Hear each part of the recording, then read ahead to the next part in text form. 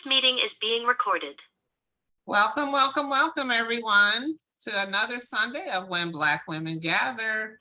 You all are here to engage in a wonderful conversation. The fourth, actually, I said it was the third, but it's really the fourth of a series that have been put on by three of our members, Michelle Burgess, Kylthia Roberts, and Angela Wyatt Harris. And this is something that they've taken an initiative for and really done a good job at bringing us interesting topics. And today we're going to talk about mental health. And you know what, I need the participants to tell me, because I think I use the term mental health and mental illness interchangeably, and I don't think you can. So somebody can clarify that for me as we get to speaking.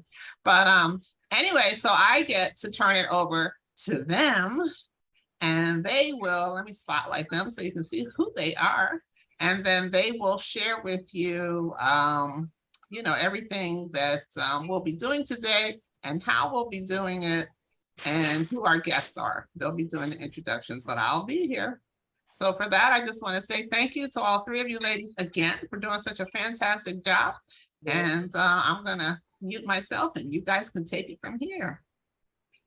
Great. Hello. Thank you, Ms. Higgy. You're welcome. So I'll be doing the introduction for Tia Sanders, and we want to welcome Tia to When Black Women Gather. This is our mental health series, and today the topic is Age Matters, Mental Health Throughout the Life Cycles. Tia Sanders is a licensed clinical social worker. She is a graduate of the College of New Jersey, my alma mater, and received her master's in social work from the University of Pennsylvania. She has over 20 years experience in working with youth and families in nonprofit and human service arenas. She has a long history of service in the areas of higher education, foster care, residential care, and juvenile justice.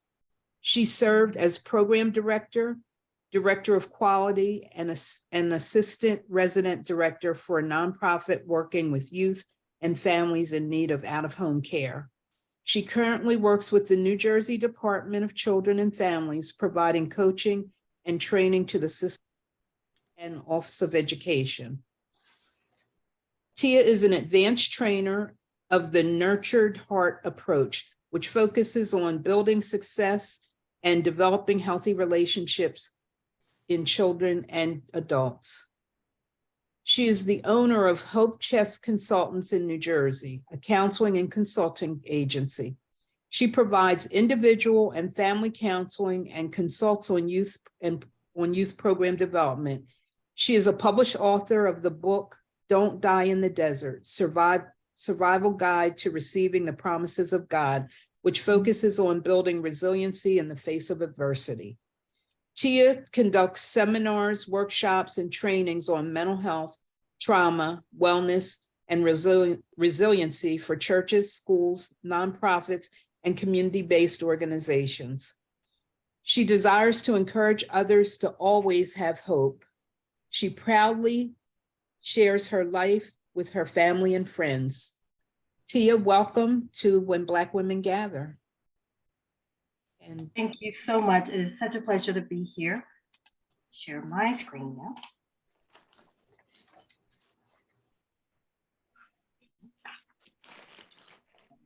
Okay, well, thank you so much. Just going to do a brief introduction to youth mental health. We know that it is such a vast topic. So what is mental health?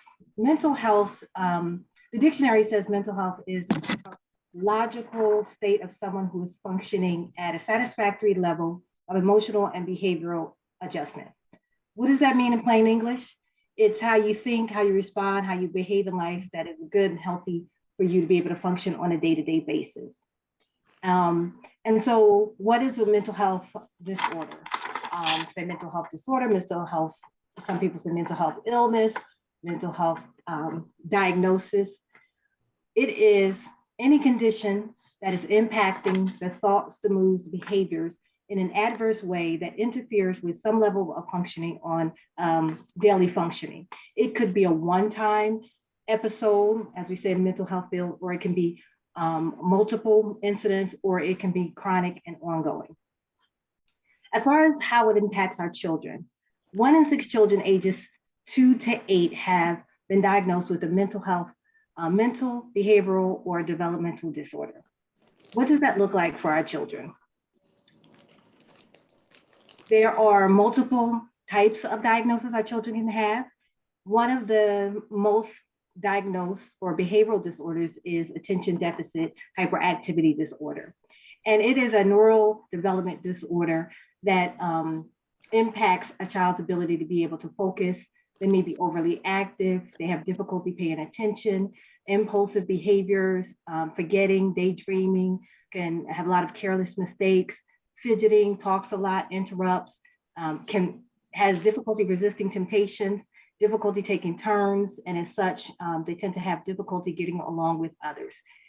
There are many theories, as to what causes ADHD, but scientists have said is related to brain injury, exposure to environmental risks such as maybe lead or possibly alcohol and tobacco use in pregnancy, premature delivery, low birth weight. The main thing they agree on that it is something biologically that's happening in the brain. Other things do impact that. And although stereotypically, some people may believe that African-American children are diagnosed more often with ADHD, they're actually underdiagnosed at a rate of 2/3 as often as white children. And what that means is that because they're not diagnosed as often, that many times they have, they're not getting the resources and the interventions they need at early ages and stages.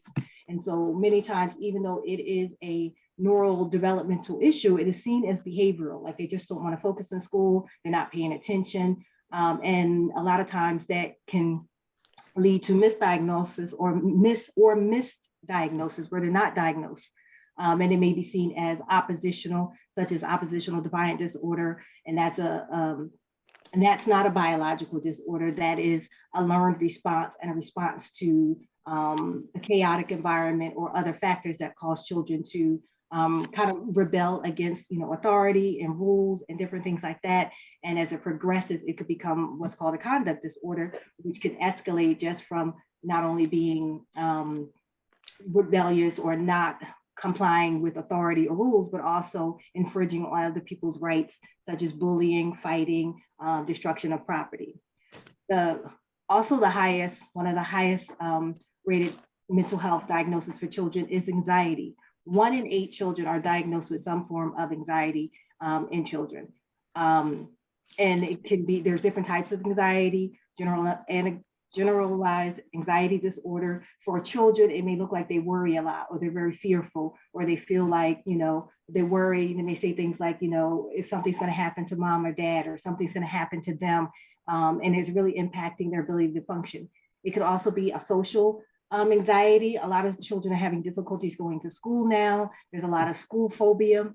And there's also panic disorders where they're triggered, but it's manifested in physically, having panic attacks and things like that. Children also can be impacted by mood disorders. Even as the number one mood disorder for children to being diagnosed is depression. Children can be diagnosed as young as 2 years old with depression. It's usually more of an onset in young adulthood, in their 20s, which may reflect their mood, sadness, guilt. Sometimes they have suicidal thoughts, ideation, low motivation, impacting their ability. Sometimes it shows up as irritability, and not just sadness. It can show up as an anger instead. Also, one of the diagnoses for children is autism. 1 in every 44 children are diagnosed with autism. There used to be a significant gap between African-American children and non-African-American children, but it is closing.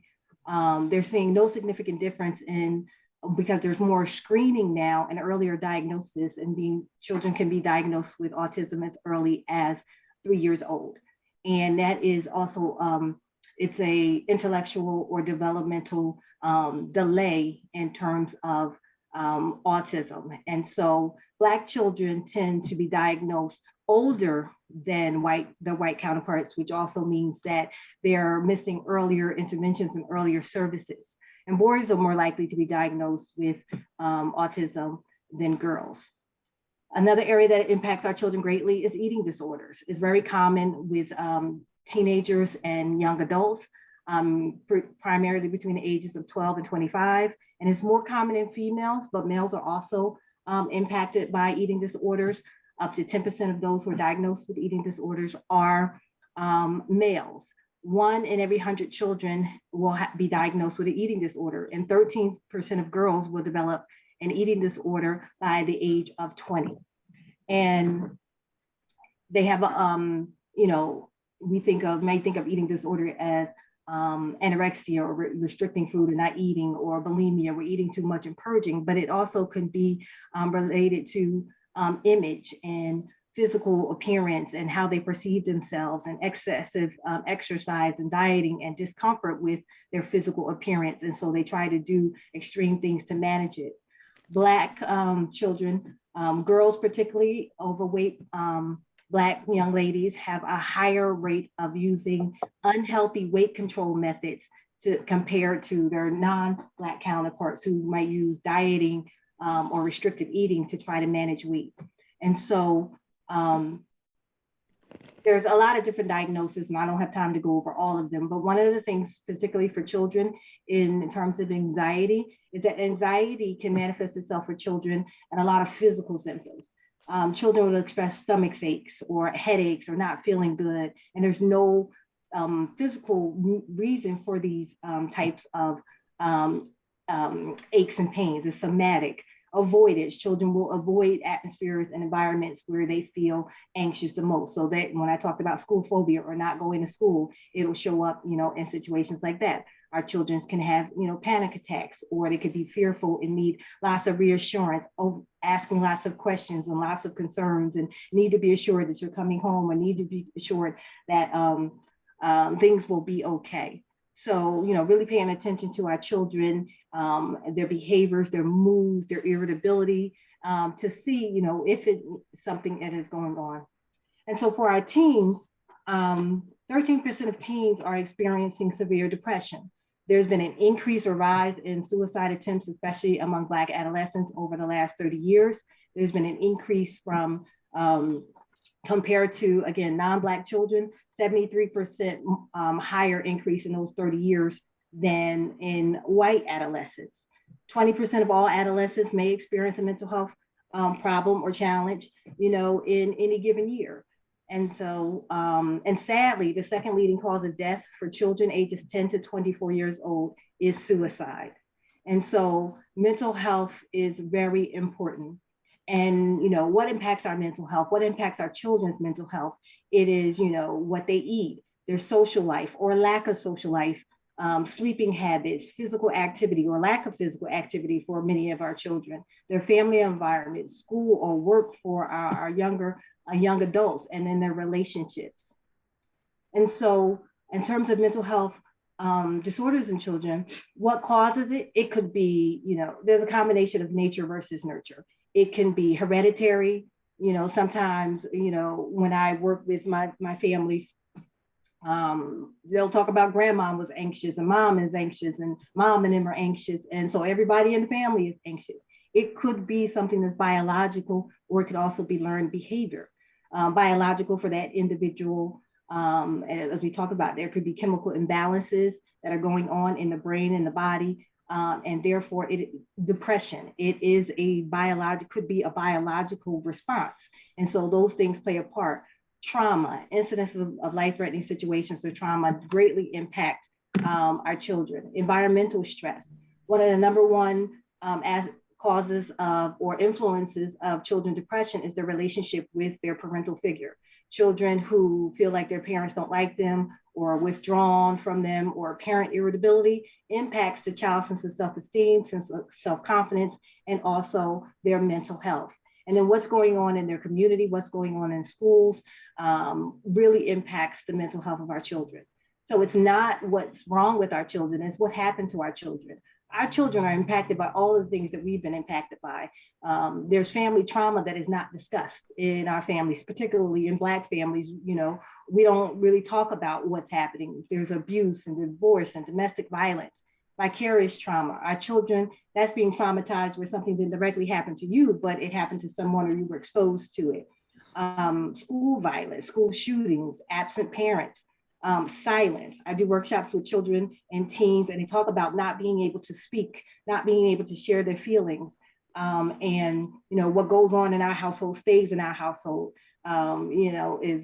Is prevalent, and so they don't feel like they can speak up, and don't feel like they can speak up in their home, because when they speak up in their home, they feel like they're told a child should stay in a child's place or stay out of grown folks' business or things like that. But the business of grown folks and what's happening in their households is impacting our children's mental health, even as young as 2 years old.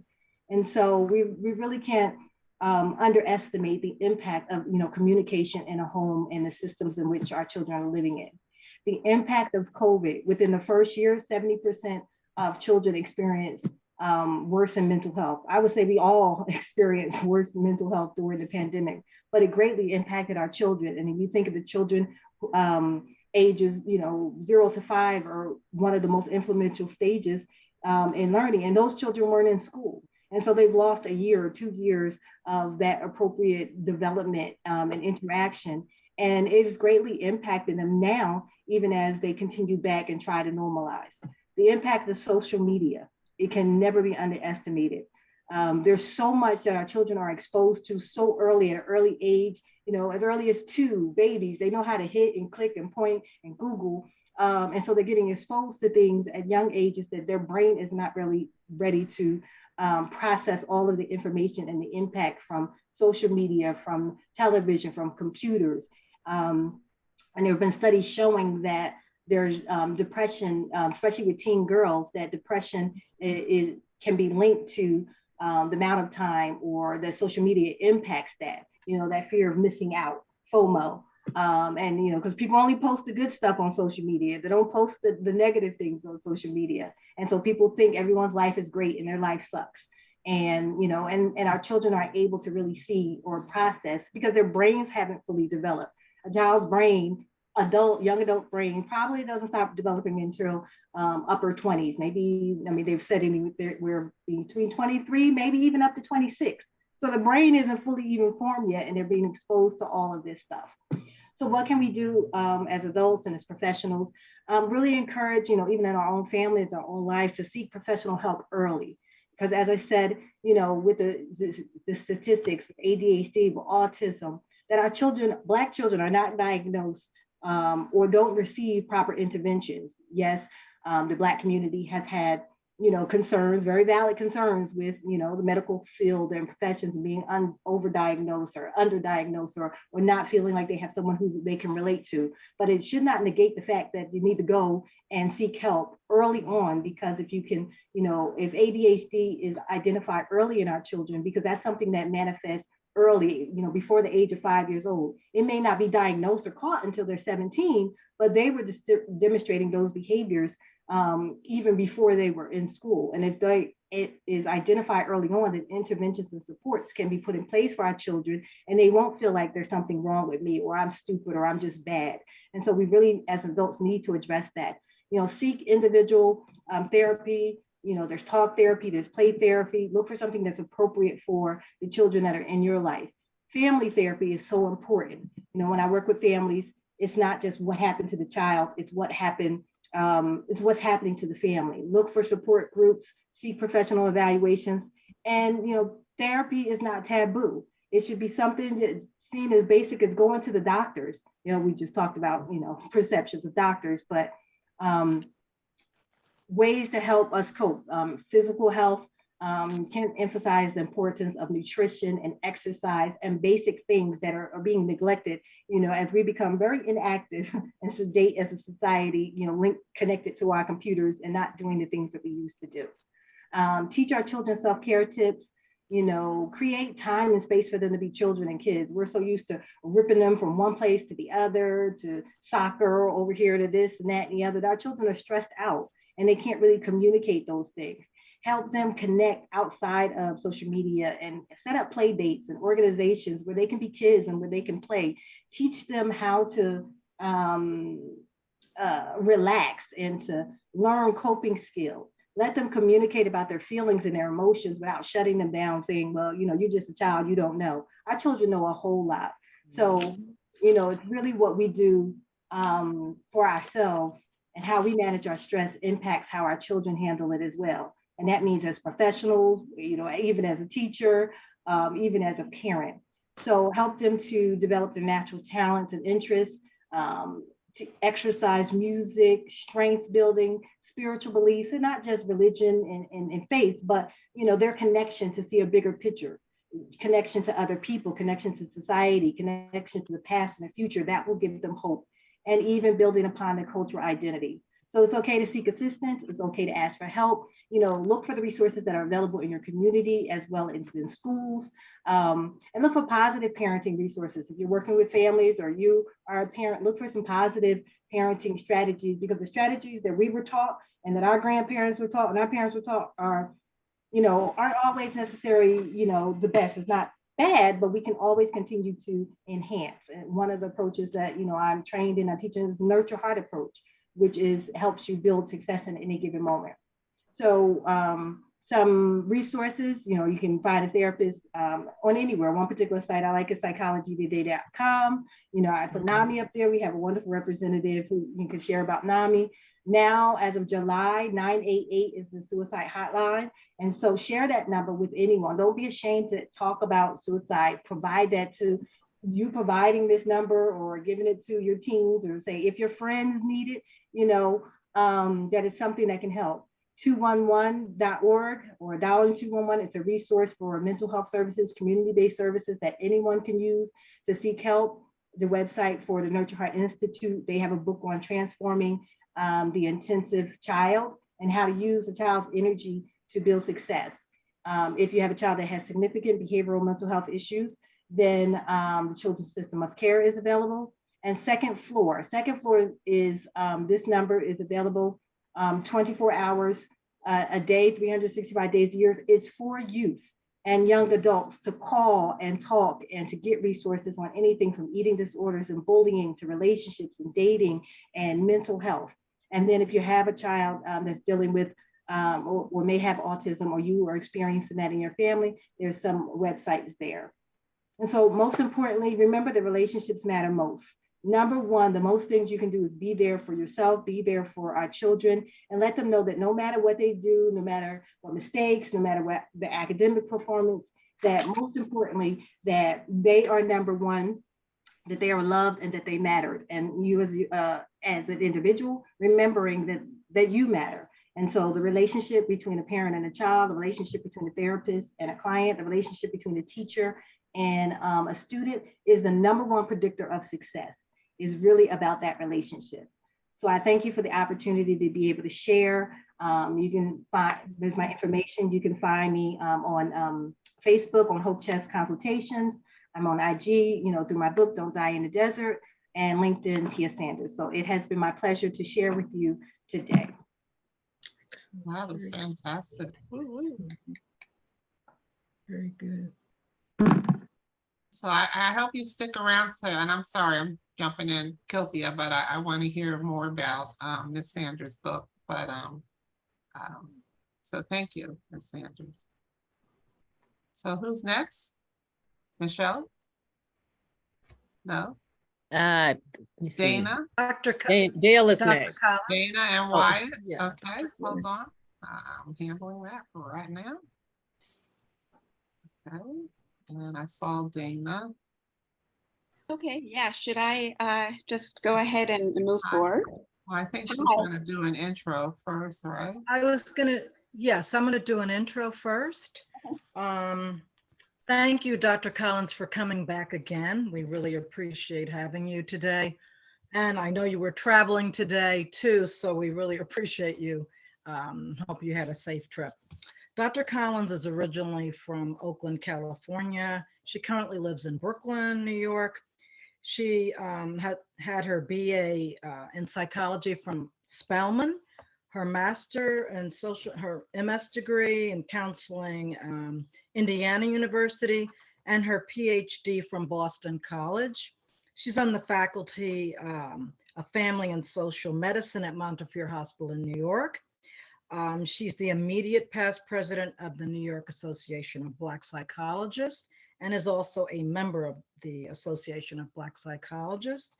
And most recently, Dr. Collins has been doing more meditational groups, yoga groups, mindfulness. A lot of this is in Brooklyn, unfortunately, that we can't see that. But she's also done something recently. Back in May of this year, there was the shooting at the supermarket in Buffalo. And most recently, Dr. Collins did have a ceremony there, a circle of healing for people who were involved in that. So I will, without further ado, I'll let Dr. Collins speak. Yes. Hi, everyone. Good afternoon.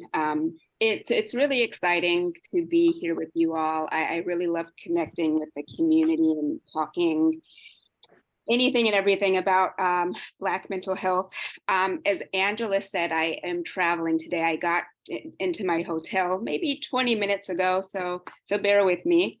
I have a few slides that I want to share. They're not going to be as fancy as my colleague, Ms. Sanders, but there is hopefully some good information there. So let me see if I can go ahead and share my screen. Yeah, that was nice and easy. So I'm going to be talking about mental health in, let me see if I can do an actual slideshow. Okay.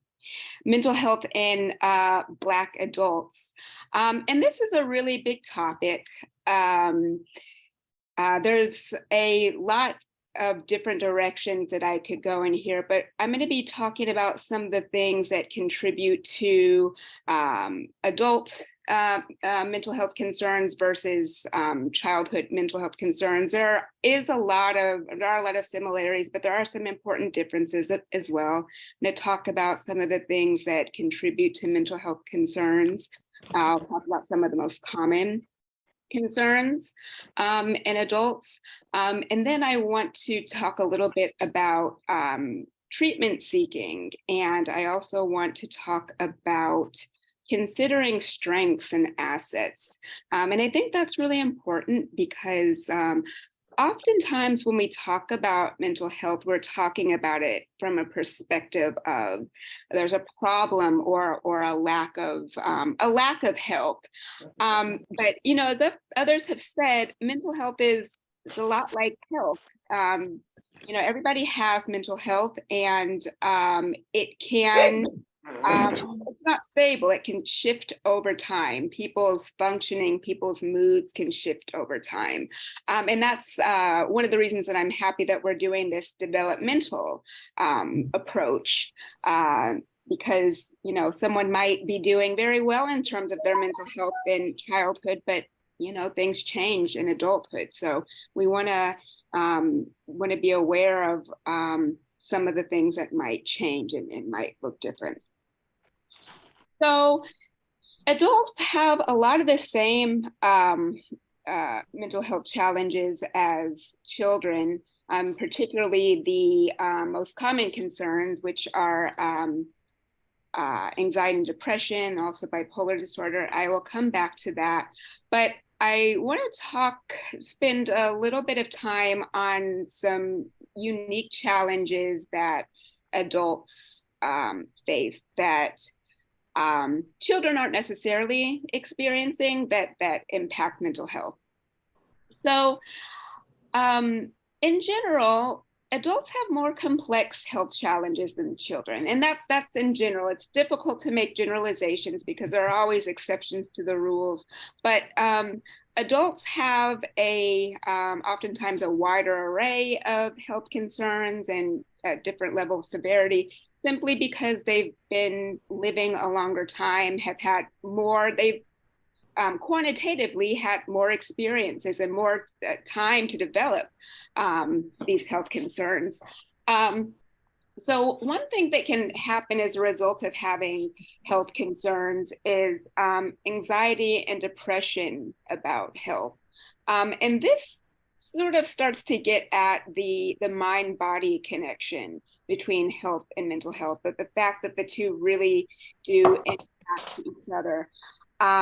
So adults might have a different level of anxiety and depression, one because they have these other health concerns, but also because they are likely to understand their health concerns in a different way.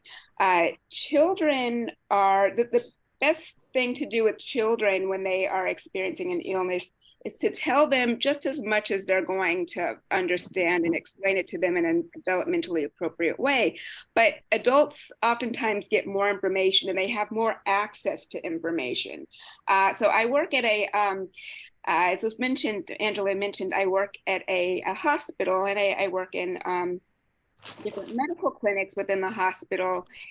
And a lot of the patients will come in and they will have, Googled or done looked up WebMD about their condition. And, that can be a great thing because it's good to be empowered about your health and be trying to understand things. But the caveat is that sometimes people get information that makes them more concerned than necessary. So that's something that can happen with adults. When there's too much information, it can just lead to more worry than might be warranted for the actual situation.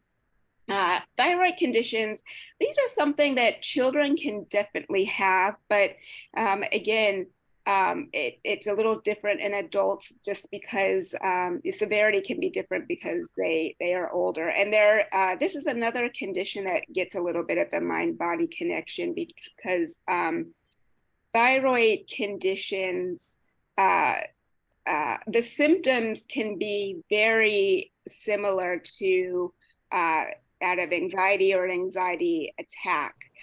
So it can be a little bit of a vicious circle there. Someone has a thyroid condition, they start having symptoms, and they start becoming very concerned about the symptoms, and that can exacerbate things. Chronic pain. So chronic pain is very, very common in adults. It's very common in adults, especially older adults. And unfortunately, there are not a lot of effective treatments for it. And it really can impact quality of life and lead to depression. Again, children can have this as well, but adults are more likely. Chronic conditions, chronic and terminal conditions, of course, this is something that can lead to quite a lot of anxiety and quite a lot of depression. Medications. Adults tend to take more medications than children, and medications we know that they can have side effects and they can impact mood. Some side effects increase, as Ms. Sanders was saying, can be associated with suicidal ideation. And also, sometimes people who are taking medication make certain meaning of taking the medication. They interpret it in a particular way. So again, at the clinic that I work with, sometimes patients will say, well, I don't want to take this medication, and we'll talk to them a little bit about it. And one of the underlying concerns is that, well, if I take this medication, it means that I'm old or I'm sick, and I don't want to be old or sick. So there's that extra complexity there. SUDS is a substance use disorder. Again, this is something that children have as well, especially teens, but it's a higher prevalence in adults. The severity tends to be higher in adults, and adults typically have greater access to substances. And so there is quite a lot of sort of intersection between substance abuse, really, and mental health concerns. So I'm actually really interested in mental health stigma And I'm doing a project with funding from the grant funding from the Office of Mental Health, and I was doing a focus group the other day with BIPOC people, Black and people of color who are experiencing mental health concerns, serious mental health concerns, and quite a few of them mentioned substance use. And what often happens is that if people are experiencing mental health concerns that they are not getting treatment for, adequate treatment for, they don't understand, or that it's really debilitating, substance use can be a way of sort of managing the symptoms, managing the experience, at least temporarily.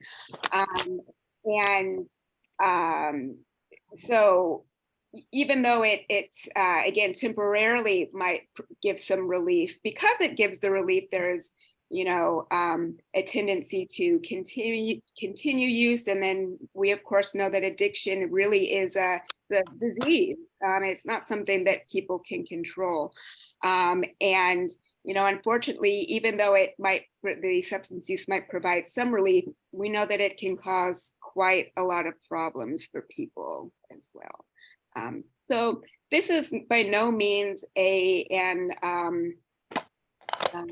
well, I want to see if there's anything else I wanted to add about substance use, because I think there might have been. And one thing I will mention is that some substances can, even though they bring about an initial high, they later, you hear about people coming down. So real feelings of depression and emptiness. And then also, somewhat related to this is the fact that some people have biological predispositions to particular mental health concerns. Say, for instance, schizophrenia. We know that there's a fairly large genetic component to that. Some substances can increase the risk of the illness or the symptoms actually surfacing. So that's another sort of intersection there. All right. So I want to talk next about just some other concerns that adults that are a little more contextual or contextual that might be impacting health. So I mentioned that adults have had more life experience, had more years of life than children. So what this means for Black adults, unfortunately, is more experiences, more opportunities for discrimination and racism, and then more awareness of discrimination. So current experiences of racism, as well as past historical experiences of racism. And there is a lot of research, thank God, coming out showing the negative mental health effects of racism. And that it's a very good thing, because hopefully it will encourage people to take racism a little bit more seriously. It's not something that just upsets people. It really does a lot of harm. And I mentioned that adults also have more advanced reasoning, so they can understand the discrimination in a more complex way than children can, and that can feel particularly disempowering. Mental health concerns. So Ms. Sanders went over some of these beautifully, and the top three health concerns for adults are depression, anxiety, and bipolar disorder. There's also, I'm going to come to personality disorders and schizophrenia, but these are not the most common, so that actually shouldn't be there. Bear with me. So depression, this is something that people are probably somewhat familiar with. Depression is pretty common in children too. There is some debate in Black populations about the prevalence of depression when compared to white counterparts. A lot of the research says that Black adults experience less depression than white adults, but that could be, there are different reasons for that. One of the issues might be the ways that mental health concerns or mental illnesses are expressed. There are some cultural components of how different symptoms are expressed. So people of color sometimes have more somatic expressions, so bodily expressions of concerns than their white counterparts. Tonight, Dr. Sanders, Ms. Sanders pointed that out, also the somatic expression. And it just might be that even if it's not somatic, Black adults are talking about their experiences in different ways or framing their experiences in different ways. So it might not be that they're actually experiencing less depression, but they're receiving fewer diagnoses. And there is a real difference between that. That's a whole discussion about the DSM, which is our diagnostic system. A lot of problems with that. Yeah, so one of the, excuse me a second. So another thing that I think Ms. Sanders mentioned, and thank you so much, Dr. Sanders, Ms. Sanders, for giving such a great introduction, is children, when compared to adults who are experiencing depression, tend to experience more irritability. So a sort of this kind of lower level of anger or becoming upset easily.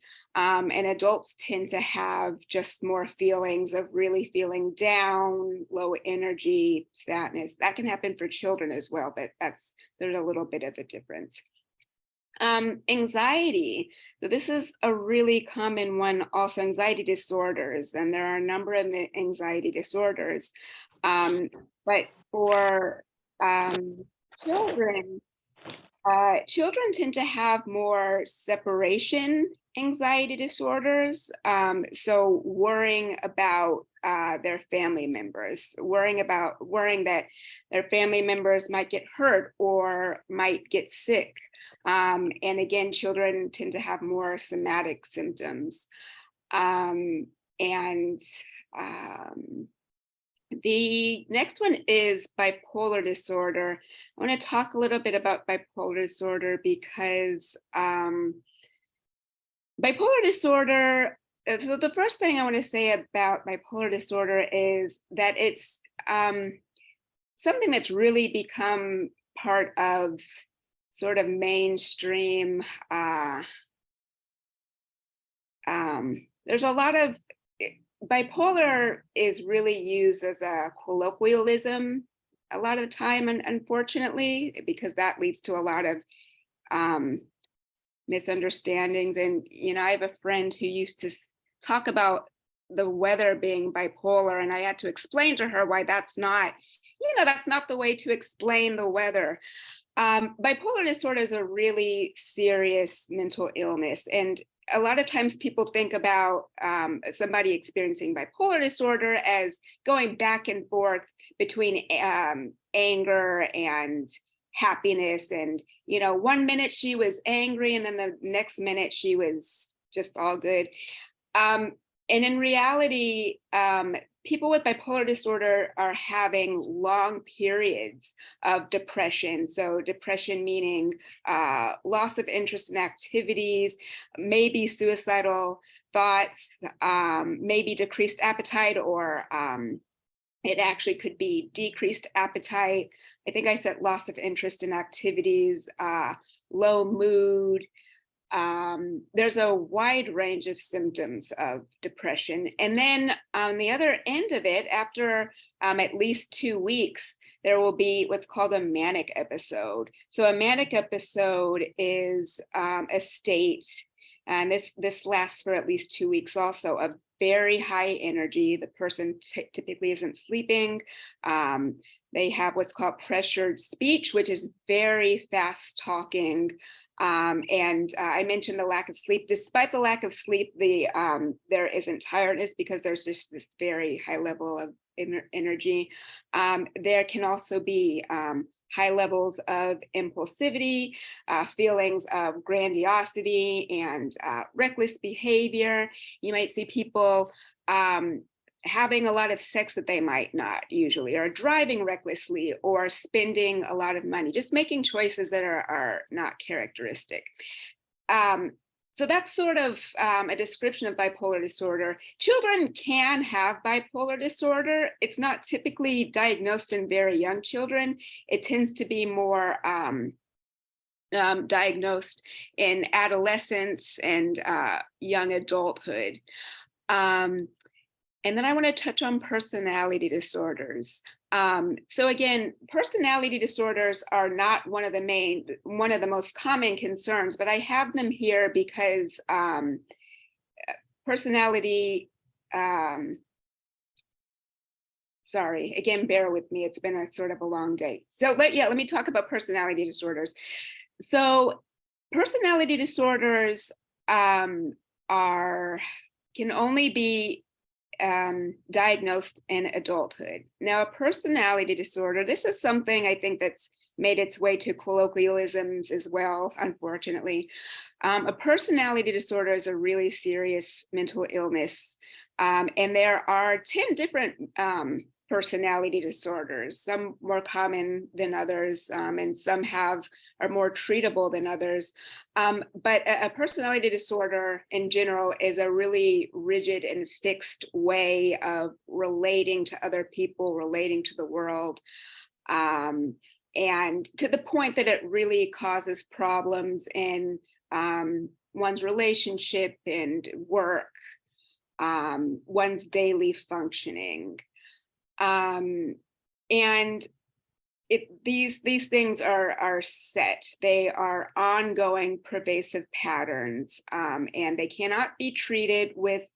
They can't be treated with or cured. They can't be treated or cured. There are psychotropic medications that might be used for some of the specific symptoms, but personality disorders themselves are lifelong.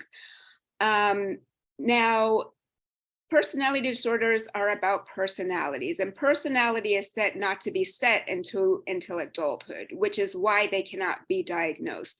That's not to say that early on in childhood, children can't start showing some signs. So children who, sometimes not all the time, who are diagnosed as oppositional defiance or have defiant behaviors may go on to be diagnosed with an antisocial personality disorder. Sometimes, not always. Nothing is, there's never a straightforward trajectory, really. Just checking to see if there's anything else I want to say about personality disorders, and feel free to ask me questions when the time comes. Schizophrenia. So schizophrenia is a type of psychotic disorder.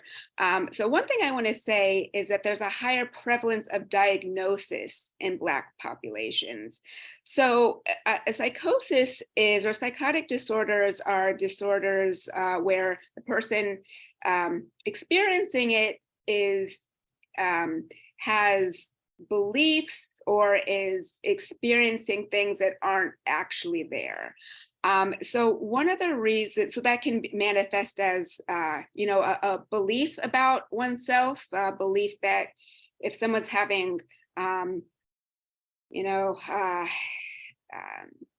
delusions, the beliefs are called delusions. If somebody's having delusions of grandiosity, they might believe that, they're very powerful and nothing can be done to stop them from achieving their goals. And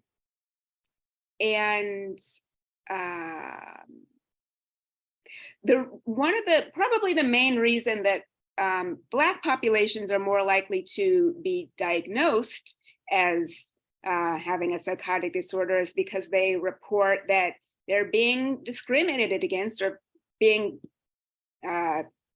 unfairly treated when, it's very likely that they are. And, if it's a white provider who's not familiar with racism, they might say that, oh, this person is experiencing delusions of persecution, so this person must have a psychotic disorder. Now, this is something that psychotic disorders can be seen in young children. It's pretty unusual. It's a little more common in teens. That's when it typically starts seeing signs. But adulthood is when it really reaches its sort of like peak, for lack of a better word. So I want to talk a little bit about addressing mental health concerns. So Black adults, when compared to their white counterparts, are less likely to get treatment. And there's been a lot of research on why that is. And some of the major reasons are mental health stigma, which we've talked a little bit about. There's a lack of culturally appropriate providers. A lot of Black people prefer to see Black providers, and there's research showing that the treatment is better with Black providers, culturally competent or effective Black providers. There are not enough of us, and actually only 4% of psychologists are Black. I think the numbers are a little higher for social workers and licensed mental health counselors, but it still is not very high. Black adults are less likely to have health insurance, or less likely to have health insurance that's going to cover mental health treatment in any meaningful way. And then once they do make their way to treatment, they might have, they're more likely to have poor experiences. So experiences with a biased provider, and then having mistrust going from there. All right. So the last thing I want to touch on is considering strengths and assets. Because, I've touched on a lot of things that can contribute to problems with mental health, but it's really important to think about the things that can contribute to optimal mental health. And this is by no means an exhaustive list, but people's creativity, reliance on community, having community to rely on, feeling as if one is contributing to their community can really feel good for people. Problem solving skills, a little bit related to creativity. How does one figure out how to navigate through their challenges? Optimism, are things going to get better? Is there hope? Religious or spiritual beliefs or practices are really important as well. So these things can be really protective, and they can also be leveraged during mental health treatment if one decides to get mental health treatment. I'm as a psychologist, huge proponent of mental health treatment, but I also really want to emphasize that it's not the only way to address mental health. Exercise is really important. A balanced diet is important. Self-care, that's kind of a big term, can do a lot. Mindful meditation is really helpful. spending time with others can be really effective. Doing art, there's a lot of research showing that art can be helpful. So yeah, what I want to leave us with is that it's important for us to be taking our mental health seriously. It's important to understand some of the challenges we face. It's also important to be thinking about some of our assets, and it's important to know that understand some of the complexity, and knowing that from generation to generation, things will look different and we will have different needs. Thank you all.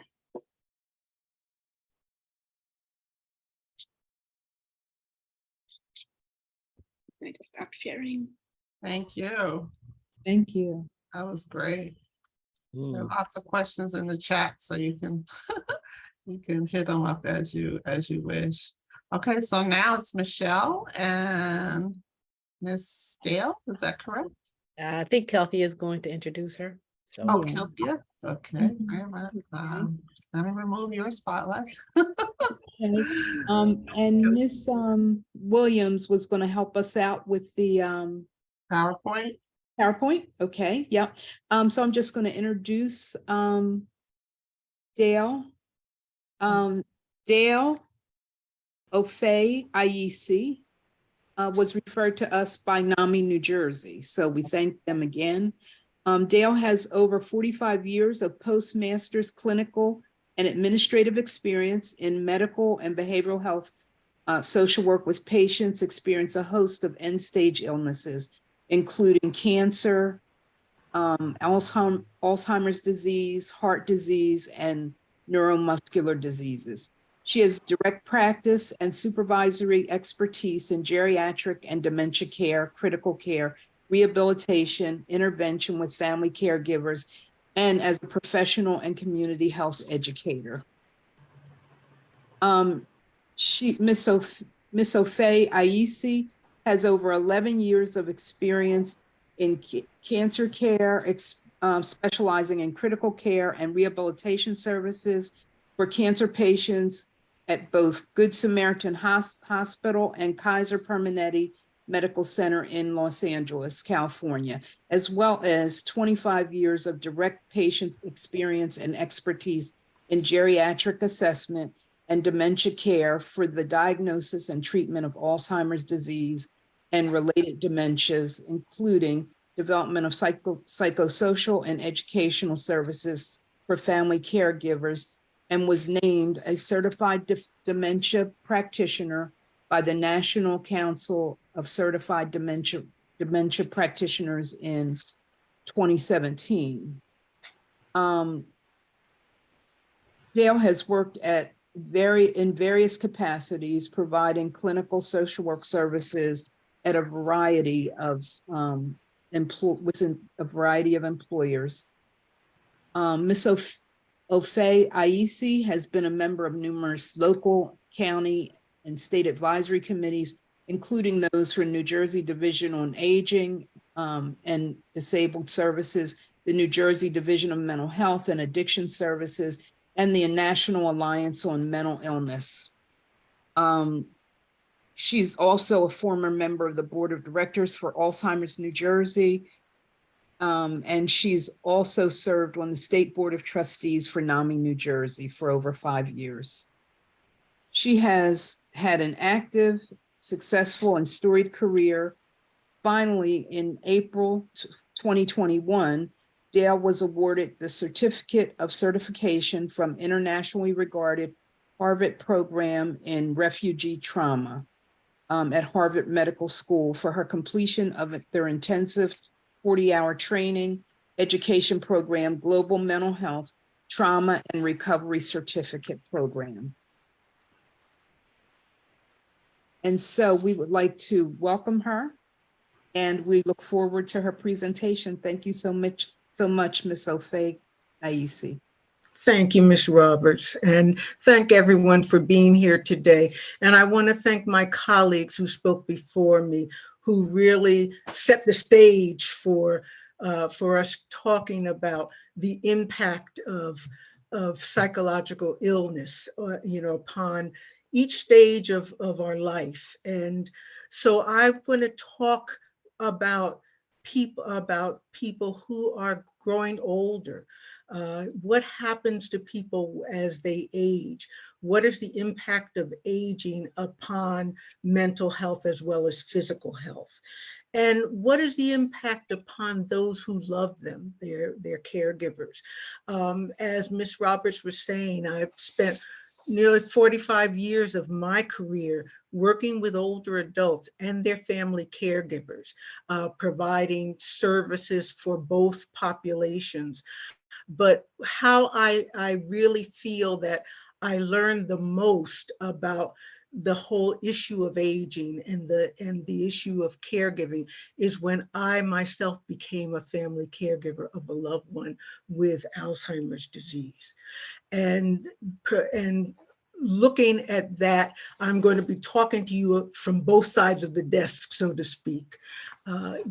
Geriatrics is unique in the fact that we all, God willing, will grow older, or we all will be caring for a loved one who grows older. So much of the work is also looking at how you feel about aging.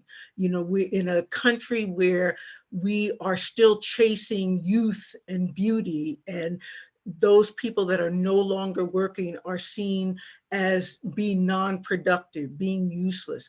And the impacts that that's had on the aging population is something that we really, all of us need to, to think about and take a look at. There is a change in how we view aging now as time is going on. Because of medical advances, people are living much longer with chronic diseases than they ever have. So that means their families are becoming family caregivers over longer periods of time. Instead of looking at aging as the end of life, there is more of a push now for people to look at it as a new phase in life, a time when people can reinvent themselves, can start another career that they didn't have the time or money to do. I think that during the pandemic, this really heightened that period really heightened awareness, because people had the time and energy to think about, what do I want to do with the rest of my life? So for many people, it's become an exciting time, but that really depends on if you have the financial wherewithal, if you have the social support behind you to look at your life in different ways and to experiment with things.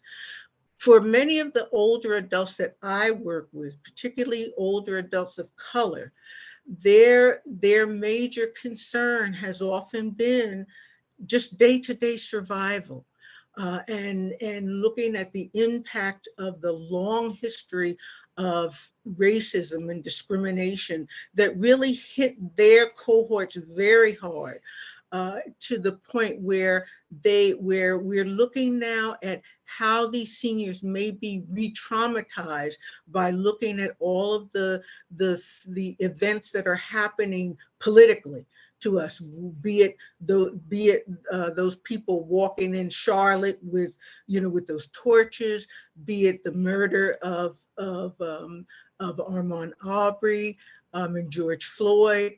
Is this re-traumatizing people who through their young lives may have witnessed the same type of trauma to them, to their families, to their neighbors?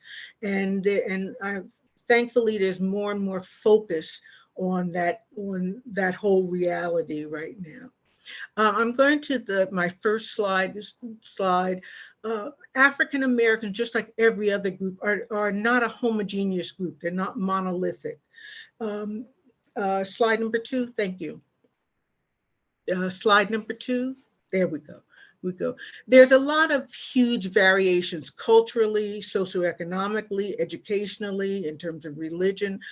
And so we can't stereotype. The things I'm going to talk about today are in general, but certainly not everyone experiences them.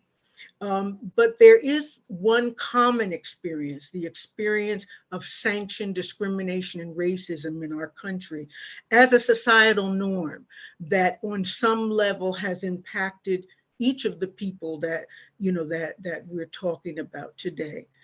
Next slide, please.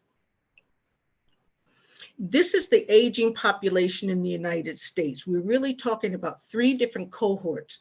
The greatest generation, those people that fought during World War II, who really helped us save the world, against the Nazis, and really have built a lot of the industry here in the United States. The silent generation, those Korean War veterans, that really developed the bulk, a lot of the civil rights movement, and oftentimes bore the brunt of some of the worst that America had to offer in terms of education, housing, occupations, all of those things. And the baby boomers, of course, those that were born between 1945 and 64, who were the beneficiaries of the Voting Rights Act, the Civil Rights Act, who were able to live in many ways different lives than their parents or their grandparents, but still are impacted by the impact of racism and discrimination. In general, older adults of every stripe have some common challenges that they face. Even though I said that the older adulthood can be a time of discovery and newness and time to reinvent yourself, there's a lot of loss that happens as a result of growing older. The loss of a job that could have been very important to that person, not only for their financial solvency, but also to give them a sense of purpose and usefulness. The loss of friends and family, the loss of that, again, that sense of purpose, the loss of health and independent functioning are some of the losses that people as they grow older experience. Financial insecurity and poverty. It's what many people don't know is that, especially for African Americans and other people of color, when in 1935, when the Social Security Act was enacted, it exempted at least two classes of workers: domestic workers, who at that time were largely African American, and farm workers, who were not only African American but Latino. So they did not receive Social Security. So by the time they start to retire, they're in poverty, and many of them are subsisting on what's called SSI, which, if you know about SSI, know that it's a very meager salary that they get, and how they pay for housing and food and medical care and all of that on that small salary is a tribute to their survival. The high cost of long-term care is another issue. The average cost here in New Jersey, the average cost of a nursing home is $125,000 per year. Many people are stuck right in the middle where they're not eligible for Medicaid.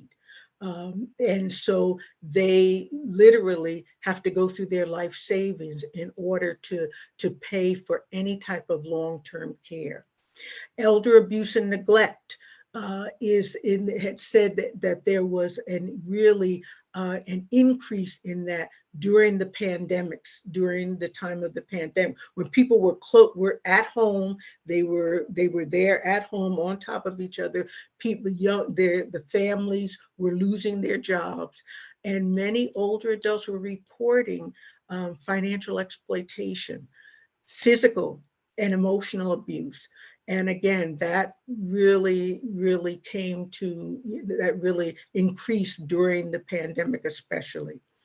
Family caregiving issues. As I said, more and more people are becoming caregivers for longer periods of time. And the impact of, and I'm going to talk about that in a few moments, how both it is a time for, it can be a time where you give back to your loved ones, a time of growth, a time to get closer to family, but it can also be a very challenging time. And then lastly, but not least, the impact of Alzheimer's and other dementias. Alzheimer's, oftentimes people will say, well, he doesn't have Alzheimer's, he has dementia. Alzheimer's is a type of dementia. Dementia is an umbrella term that means brain failure, where the brain is beginning to lose its capacity to function in a way that allows us to be the independent adults that we strive to be. And Alzheimer's is the most common type of dementia. And in fact, it impacts not only the person, where they gradually lose their ability to be the person that they're used to being, but the family impacts the family in a way that can be very profound. And again, I'll talk about that a little bit more in a few moments. There are approximately 44 million African Americans over the age of 65.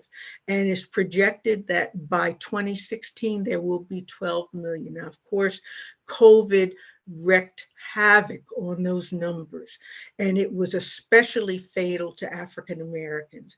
One of the biggest reasons was that African Americans suffer those diseases that made them more at risk for COVID, be it heart disease, cancer, high blood pressure, history of strokes, that made them much more susceptible to COVID. And that their prognosis was much more poor than many other groups. The two hardest hit populations during that pandemic were older adults, especially those in nursing homes and people of color. Next slide, please. There is certainly a historical background that impacts African American elders' physical and mental health. We all know and have heard about the fact that the medical community has a lot to answer for as far as this substandard, oftentimes discriminatory treatment of people of color.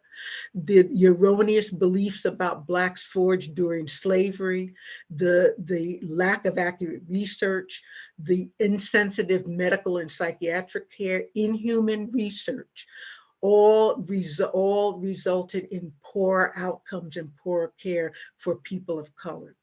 Dr. Richard Payne, the late Dr. Richard Payne, who was an expert in pain management at Memorial Sloan Kettering in particular, did a study on pain management among cancer patients and the differences culturally.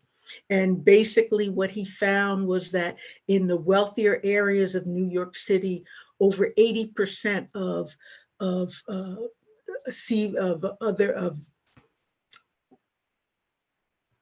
pharmacies like CVS, for example, carried analgesic medication, pain medication, whereas in the poor areas, under 25% carried analgesic medication, though the medication that's very important for people in intractable pain. And when they asked those pharmacists the reasons why there was such a change, the reasoning really focused on really implicit bias. Things like, well, they're going to take the medicine and sell it on the street. Black people don't feel pain like other people do. We're afraid that we're going to be robbed, and very erroneous reasons that led to so many people dying in intractable, horrible pain because of who they were. Again, the cohorts of older adults were subjected to the worst that our American culture could give them, that affected how it affected everything from housing to occupation to education, all of which has a tremendous impact not only on physical health, but on psychological well-being.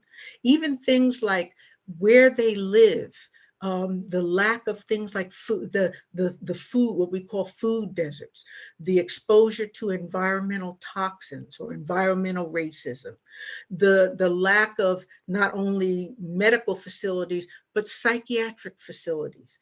Even a recent report talked about how whether people's phone calls to get help were returned. And what they found was that if your name was Loquisha or Lakita instead of Molly or James, you were less likely to get a call back. If the name sounded Black, you were less likely to get a call back for an appointment for therapy. Next slide, please. Other issues. The slide before that, please. Okay. Other issues. This was the cohort that were given high-risk jobs where it resulted in multiple chronic illnesses and even death. And there's so many examples of African American, particularly African American men who were forced to work in substandard high-risk jobs and suffered grave injuries as a result of that. And again, I mentioned about the trauma then the re-traumatization of a lot of these seniors watching what's happening now on our television screens. Next slide, please. There's an impact on physical and emotional health because of the reaction of these seniors to what's happened to them over their lives. Because of the substandard care, there's a lot of mistrust, and I think my colleagues referenced that they're mistrustful when they hear about the Tuskegee experiments, when they hear about Henrietta Lacks, they're mistrustful. They're mistrustful oftentimes of doing the durable powers of attorney and living wills, or what we call advanced directives, because of the feeling that if I sign my name on that dotted line, these doctors are going to stop treating me. The lack of good health literacy, in part because of implicit bias, where they're not getting the information that they need to make good, cogent healthcare decisions. They oftentimes feel ignored or dismissed. They're less likely, they're more likely to insist that everything be done if they're told that they're terminally ill, because of the mistrust and fear. And they're less likely to use palliative care and hospice care, even though they can be tremendous supports for not only the patient, but their families. And the importance of having a lack of trusted professional, someone who looks like me, that understands my story, that is willing to go that last mile to advocate for me. One of the programs that I worked in for a number of years, that I was program coordinator of, it was called the MORE Project, Multicultural Outreach and Resources for the Elderly, where we went into a lot of the senior buildings throughout Ocean County, New Jersey, and talked to seniors of really any seniors, but primarily we started with African American and Latino seniors, but then we broadened the program to any seniors that were low income and in need of support and help. And a lot of our work was oftentimes going with those seniors to the doctor's office. After the seniors reported to us, the doctor stands in the doorway. When he comes and he doesn't touch me, he doesn't take my clothes off. He's saying these big words that I don't understand. So I don't know what kind of medicine I'm taking. I don't even know that I can afford it. And the doctor's not willing to spend time with me. And so me and the people that I supervise would go directly to the doctor's office with them and with our badges on. And it was amazing how talkative those doctors became when we showed up. But that type of advocacy was necessary in order to help people get what they need. Next slide, please. Okay. Even though the seniors, I'm going to back up just a little bit, as a result of the experience that these seniors have gone through, it has caused a tremendous amount of mental health issues, particularly, as my colleague said, anxiety and depression, substance abuse, and Alzheimer's disease. Alzheimer's disease is a neurological disease, but it has a number of behavioral components that oftentimes necessitate mental health treatment. But we know now that one of the causes for Alzheimer's disease is lack of education, is lack of good ongoing medical care. Is not having a stimulating environment that helps a person keep their brain active and involved.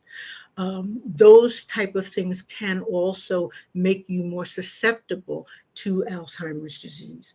So we know that there's a high percentage of depression among African American older adults. And the problem is that for not only them, but for many older adults, they show their depression. They are less likely to go to the doctor to say, I'm feeling down, I'm feeling sad, I'm feeling depressed. They're likely to show it in more atypical ways. And if the doctors are not savvy to that, they may miss some important cues. Are they having stomach aches, headaches, constant backaches? Are they saying that their life is not worth living? Are they complaining about their life in general, about other people? Are they angry most of the time? Are they staying very isolated in their environment? All of these could be signs of anxiety and depression. And so many doctors are now making sure that as they meet with patients, they're asking those important questions in a way that's comfortable to the patients to get at whether or not they're feeling depressed or not. The good news is that these are the very same seniors that have learned to, as they said, keep on keeping on. They have a tremendous amount of resilience, that ability to overcome those life obstacles, to bounce back when life knocks you down. Through their strong faith in God, through their belief in their families, in themselves, they really have carried on, not only being able to survive themselves, but also helping their families to survive. There's a disproportionate amount of older African American adults who are caring for another generation of children because the loss of the parents due to things like drug addiction, incarceration, illness, and death. Oftentimes these, rather than see their grandchildren end up in the foster care system, they will take on the care at a time when they need care themselves. One of my oldest patients, and she was in her late 80s, was taking care of 3 children, all under the age of 5.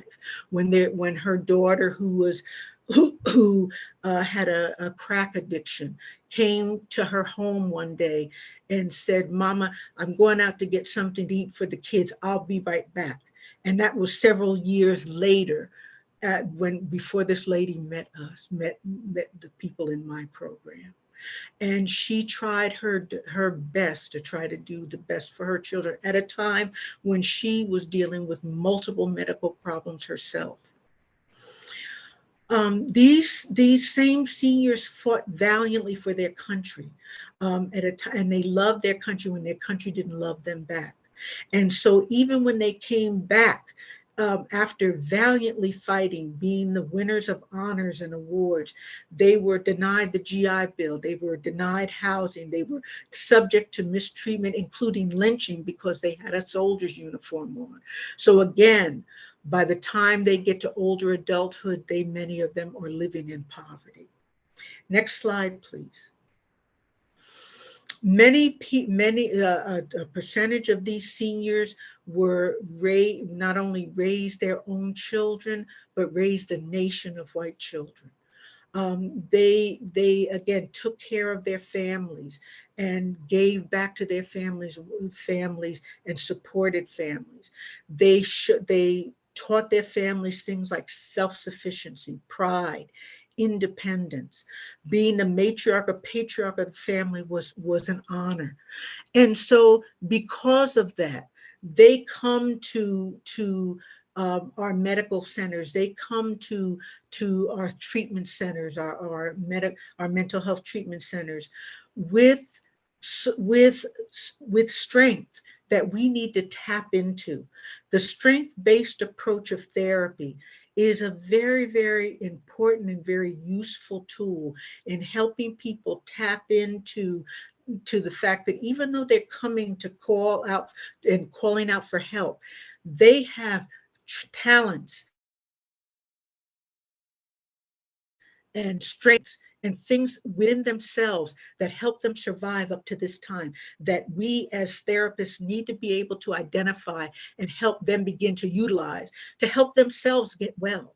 But remember that resilience, again, is a major, major strength of these seniors. Next slide, please. I can't say enough about the role of the church. Many of the programs that have been very helpful in helping seniors understand through education and identify resources for not only medical care, but also for therapy has been the church, where more and more programs like myself have actually gone into the church and utilized the church with the support of the pastor to develop educational programs. In fact, part of my work right now, I'm retired. I've been retired for 2 years, but part of my work right now has been through the pandemic. I have done Zoom presentations, psychoeducation programs for senior centers. And I'm still doing that now. And those seniors are so interested in that. They love to learn about ways in which they can begin to self-care, where they can begin to identify, what kind of services I need to increase my quality of life, both physically and emotionally. And this was one of the major ways that we got people into treatment, is through psychoeducation, is through normalizing the experience that many seniors go through this. Many seniors feel depressed. Many seniors are experiencing anxiety. Many seniors are suffering with feeling scared about the increasing memory changes that they're experiencing. And so gave people permission to seek help. Their spiritual beliefs not only was a way to worship their God, but to derive comfort, coping, hope. Their role in the church as the elders of the church gave them the respect that they weren't getting on the outside. That mother or father of the church, that prayer warrior, that pivotal role in helping build the church is a tremendous way to help people continue to derive a sense of hope and usefulness and purposefulness in their lives. Religion serves as a protective factor for many older adults. It is a way to, again, help them cope with illness and disability, and even identify ways in which they can cope better. They're less likely to be depressed. They're more likely to have social connectedness. One of the impacts that these seniors are experiencing, especially during the COVID pandemic, was social isolation and loneliness, which literally is a killer for older adults. It not only makes them feel like giving up on life, isolation doesn't allow them the connectedness to have other people identify when something is going wrong with them, when they see a change in their physical health and their emotional health, where they can encourage them to get some help. It is true that the church provides a family, especially for those who have lost their families or are disconnected from their biological families. I tell seniors that if your biological family can't or won't be there for you, build a psychological family of support. And the church is one of the primary keys to provide that psychological family. Next slide, please. Okay, I'm going to skip ahead about family caregiving to our next slide. Okay, these are some of in terms of family caregiving, and most of our family caregiving, the bulk of family caregiving are women, usually women who are still in the workforce, who are caring for parents, grandparents, and even adult children and grandchildren, part of what we call the sandwich generation. There's many rewards of caregiving: discovering strengths you never had, giving back to somebody who loved and cared for you, the personal growth that you can build by learning to be a caregiver. But there's also constant challenges, the constant uncertainty, especially when you're dealing with diseases like Alzheimer's, like mental illness, the physical and emotional demands on the caregiving, who is trying to balance caring for family with working each day, with caring for their own individual family. Above all, the sense of grief and guilt as they see the losses happen each day. There's something that's called ambiguous loss when they're caring for a loved one who's there and not there, a loved one who has mental illness, who may have a traumatic brain injury, who may have a type of dementia, may look like that person, but may be changing in whether or not they even recognize their loved one. And so all of those impacts, all of those things are impacting family caregivers. Next slide, please. Okay. These are some of the common caregiver challenges, and I like to go one to one that we all are familiar with. Oftentimes, caregivers try to be what we call a lone wolf, a lone soldier. They try to do it by themselves. And we all know that Black women are expected to be strong, to do it themselves. And we feel that, when someone asks us how we're doing, oh, I'm okay, I'm fine. And the world could be falling apart around you. I see some smiles, I see some heads nodding. Where especially for family caregivers, it is killing us to go it alone, because caregiving it's being an effective caregiver means not doing it all yourself. By mobilizing, what I say, mobilizing to maximize, mobilizing all the supports around you to maximize the care that you're giving to your loved one. Last slide, next slide, please.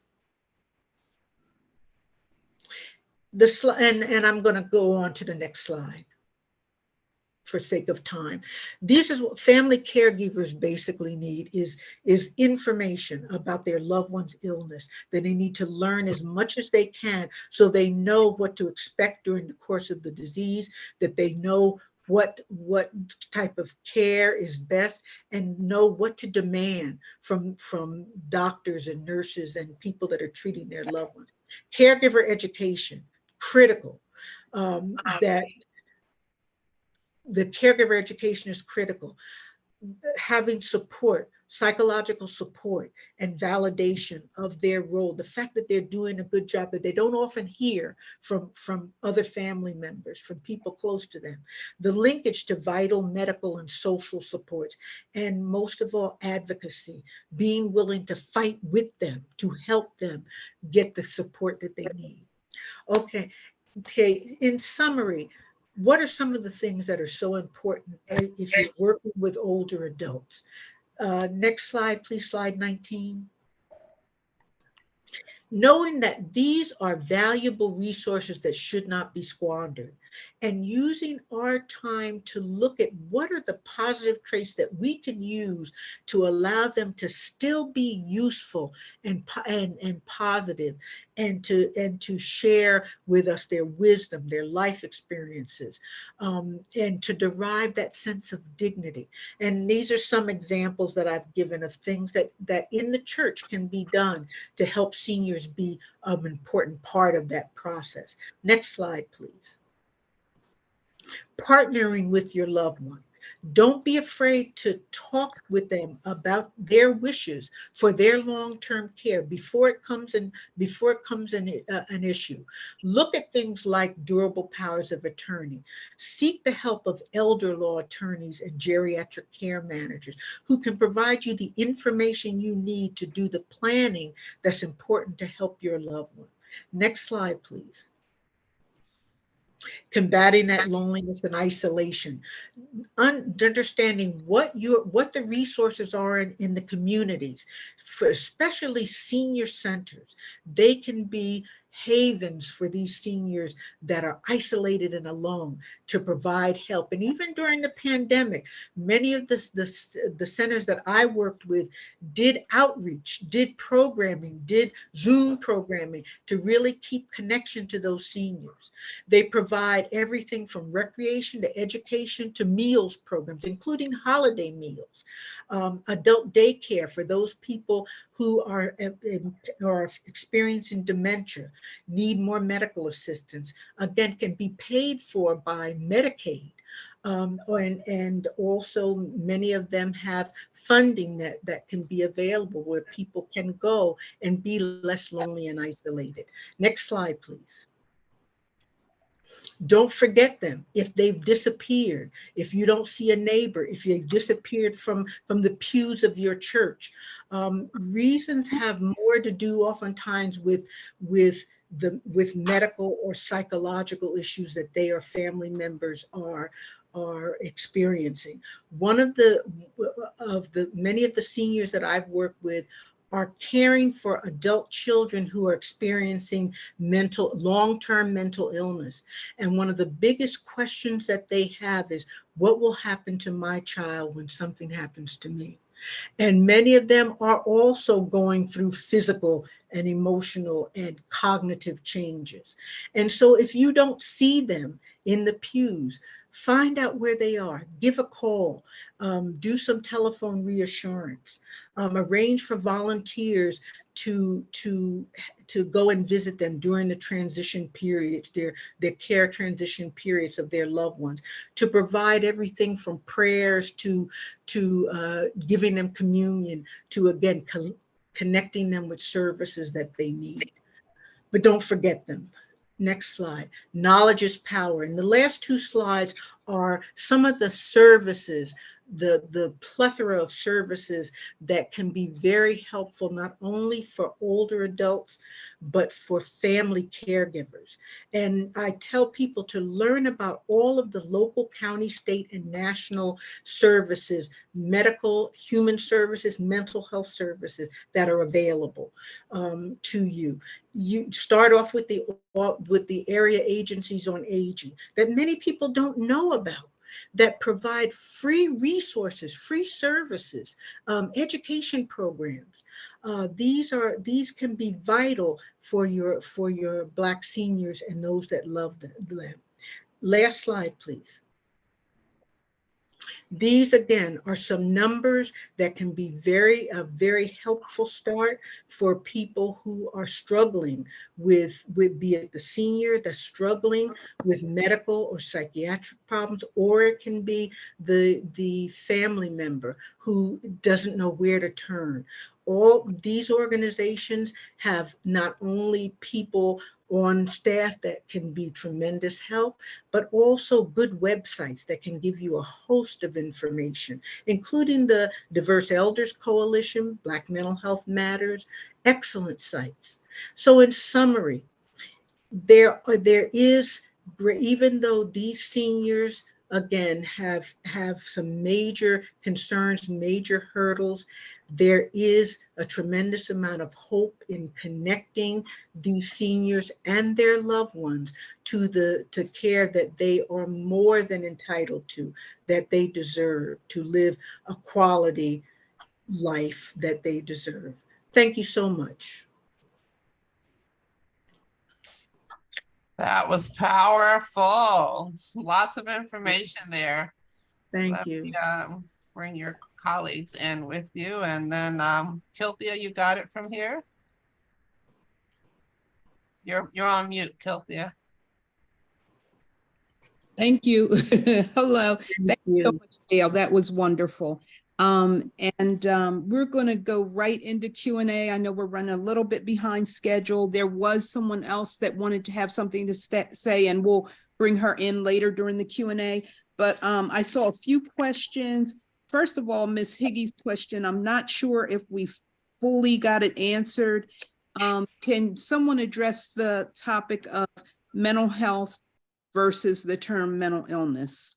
Because sometimes we use them interchangeably and we think that's probably not right, but we're not sure. Can someone help us out? Dr. Collins, you're muted. Yeah. Oh, I can say a few things. Yeah, so mental health is it's a sort of broad term, and it exists. I think I mentioned it exists on a spectrum. So, and it's even more complicated than that, really, because you can't. It's an oversimplification even to say that somebody has good mental health or bad mental health, even though that's sometimes how people talk about it. But somebody who is having more challenges with mental health on this mental health spectrum might have a mental illness. They also might not. They might just be having struggles that don't meet the criteria, we would say, for a diagnosis. So another way to think of it is that, you know, mental health is up here, and then underneath it, under the umbrella, is mental illness. Yes, so mental health is something that everybody has. Wasn't looking. I was doing some other stuff. Can someone? Okay. I'm sorry. Go ahead. No worries. Yeah. I don't know if either of my colleagues want to add anything to that. I would say that mental health, if we think of it as almost synonymous with physical health, in terms of physical health is your whole entire, you know, there's a lot of aspects. So to consider the mental health is your mind, your emotions, you know, all of those things. So those aspects, but we wouldn't say because we're sick that our physical health means we have a physical illness. So if you think of it as the same thing as you have your physical health, you have your mental health that's dealing with what's going on in the inside, your emotions, your behaviors, your thoughts. And just like you could be healthy physically, or you could have a cold, or you can have a life-threatening illness, it's the same in terms of the spectrum that Dr. Collins spoke about. So consider mental health the overall category, and then just how you're functioning within that category. And not everyone experiences mental illness, but mental health is terms of, there is an interplay between our physical health and our emotional well-being, and they're dependent on each other, and the interplay between them can create good mental wellness. But not everyone experiences mental illness per se. Thank you so much. Also, there was a question in the chat. the terms caregiver versus caretaker. And before you answer that, I'm going to ask Michelle and Angela if you can take a look at the chat and see if there are other questions that we're missing. Dale, do you want to talk about caregiver versus Or caretaker? It can be used interchangeably. Oftentimes you'll hear people talk about professional caregivers. Those are the licensed nurses that provide ongoing help and personal care to people, are known as professional caregivers. When I talk about caregiving, I talk more about family caregiving, those people that are doing unpaid physical and emotional care to their loved ones. But oftentimes that's used interchangeably, a caretaker. Great, thank you. There was another question about how to convince a senior with pride to get assistance. That's a toughie. That's a toughie. We've all had that challenge. So Oh yeah. Oftentimes people are they're afraid. They're not only just proud, but they're afraid of what they're going to experience when they go to this place, so to speak. They don't know what to expect. And again, because of their life experience, they're not sure of how well they'll be cared for. They've had enough, under their belt to show that that oftentimes they get substandard treatment. So they don't want to put themselves through that. That's where I think the education comes in handy, that if you have somebody else, sometimes other than family, to talk about what are some of the positives and how you can be a part of this. Many of the senior programs get those seniors involved in helping each other too. You have a skill in doing woodworking. When you go to the New Brunswick Senior Center, you can do some woodworking and maybe teach somebody else how to do it. Let people go in like as a trial period. Many of the centers were very, very happy to come and host a lunch for them and have them come in and meet some of the other seniors. So it's not so frightening, but it's oftentimes I find it's not people being obstinate necessarily, but they're afraid of this new thing when when they've had the experience that they've had in the past. okay. Yeah, I'd like to speak to that just really briefly. I think that, as much as we love and want to help people, remembering that they have autonomy, unless they are becoming unable to care for themselves in some way. That being said, I think it really is helpful to speak to, if you can, speak to the underlying reason that they might be ambivalent. And validating that, I know that this might feel scary or, feel challenging or whatever it is. I think also, I mentioned this a little bit earlier, sometimes people make associations with certain things. So an older person, being encouraged to go to activities for seniors, well, you think I'm old or, whatever they say. So, talking with them a little bit about that, it can mean a lot of things and can benefit them in a lot of different ways. And I think there's also a piece about, wanting to be independent and wanting to be strong. And that can be a really long conversation. And I think we have to sort of decondition ourselves. And that can be really hard with a person who's lived a long time, but decondition from the idea that, we do things alone, because we don't. No, humans are not meant to do things alone. And it's okay to, get help. It's okay to, do X, Y, Z. It doesn't mean that you have failed or you're not good. Whatever associations or meaning the person is making of it from it, it's, I think, important. Great. So if other people have questions and can raise their hand on the reaction screen, on the reaction button, we can also bring you into the conversation. And Michelle, did you see anything in Well, there were several questions. One was, why are there so many children being medicated?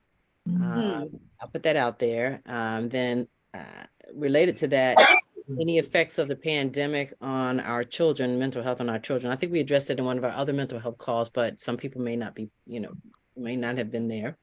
And then another reason was, what's the main reason? I mean, another question was, what's the main reason for the lack of Black psychologists? So I gave out 3.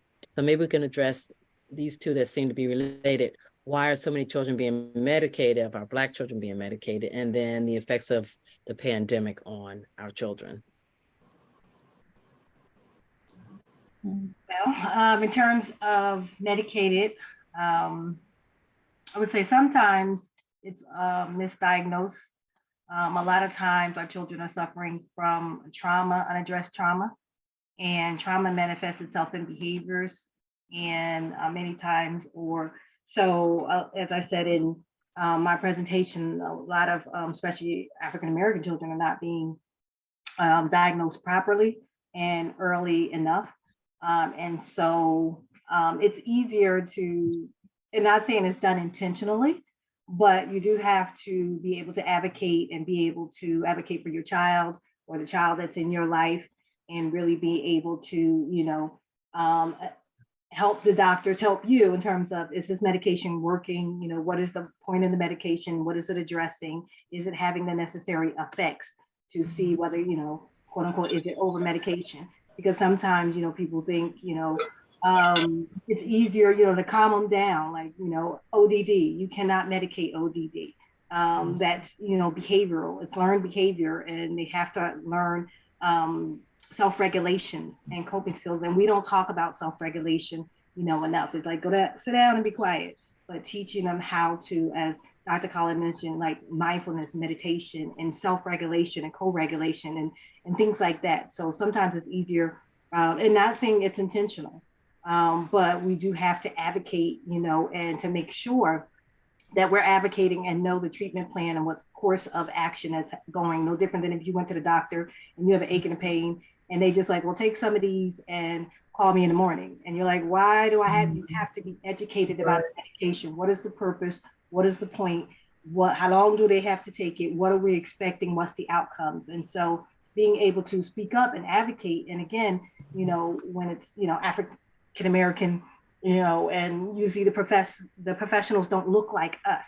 And so there's that authority and expert and that intimidation, like, well, can I question a doctor?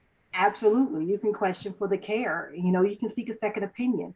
Is this the right atmosphere and right environment? So I think, over medication, it may be the perception, because some people may not be medicated as they need to be, because they're afraid of, medication and don't want to seem like, I'm crazy on these crazy pills, where you might, medication might be helpful for balancing out. So I think it's a comprehensive problem.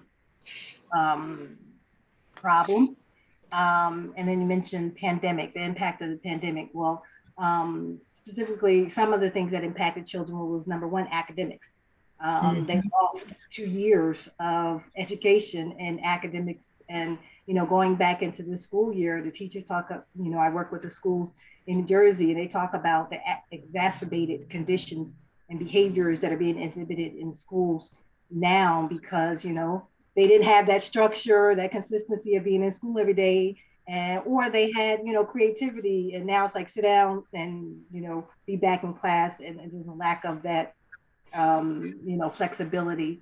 So emotionally, there's a lot of isolation that happened for all of us, not just our children, but then our children are very, this generation, it seems to be very afraid of everybody and everything. Like they don't have the things that we did, was like go outside and play and just make a friend in the outside. That was what we did, our generations before. But our children are sometimes very, isolated, and, because of all the things they see, they're very fearful. So the pandemic had an impact with that isolation and on, the capacity of even being able to feel comfortable doing that again. All of us, I sometimes say it's a little people-y out there. I feel uncomfortable and it's too many people out here now. So, just different things like that. So emotionally, mentally, and if they had And school is a safe environment for some children, and it also is a resource of eating and substance and getting meals and nutrition. And so some people depend on those 2 meals a day if you get breakfast too at schools. So that impacted when there was economic challenges or, conditions in the home. So, and then school is also an identifying place where teachers, are and counselors mandated reporters. So a lot of things went unseen and unreported when they were just home. And so in the professional field, we've seen a decrease in numbers of calls to the behavioral health, lines and different things like that, and mobile crisis. And when they went back to school, it went back up. And those behaviors and things were still happening. It just wasn't being reported as often. And so our children were in environments possibly that was causing them to suffer more in silence with less support. Okay, thank you so much. Dr. Collins, I saw you put something in the chat. Did you want to have a comment on the topic? Yeah, unless there are any questions about that, no, I just want to be respectful of them. Okay, all right. Well, I'm going to go next to. I just wanted to ask one question. Someone had asked, is it mandatory for who have depression to get medication? Also, geriatric doctors see patients of what age? These are some of the questions. All right. I can answer that. Usually anybody 60 and above. Most of the programs are 60 and above. And there are good geriatric assessment programs throughout the state covered by Medicare, where they work as a team, usually geriatrician, nurse, geriatric nurse, and myself as a licensed clinical social worker. They would see them, anybody over the age of 60. Great. And what was the other question you had, Angela?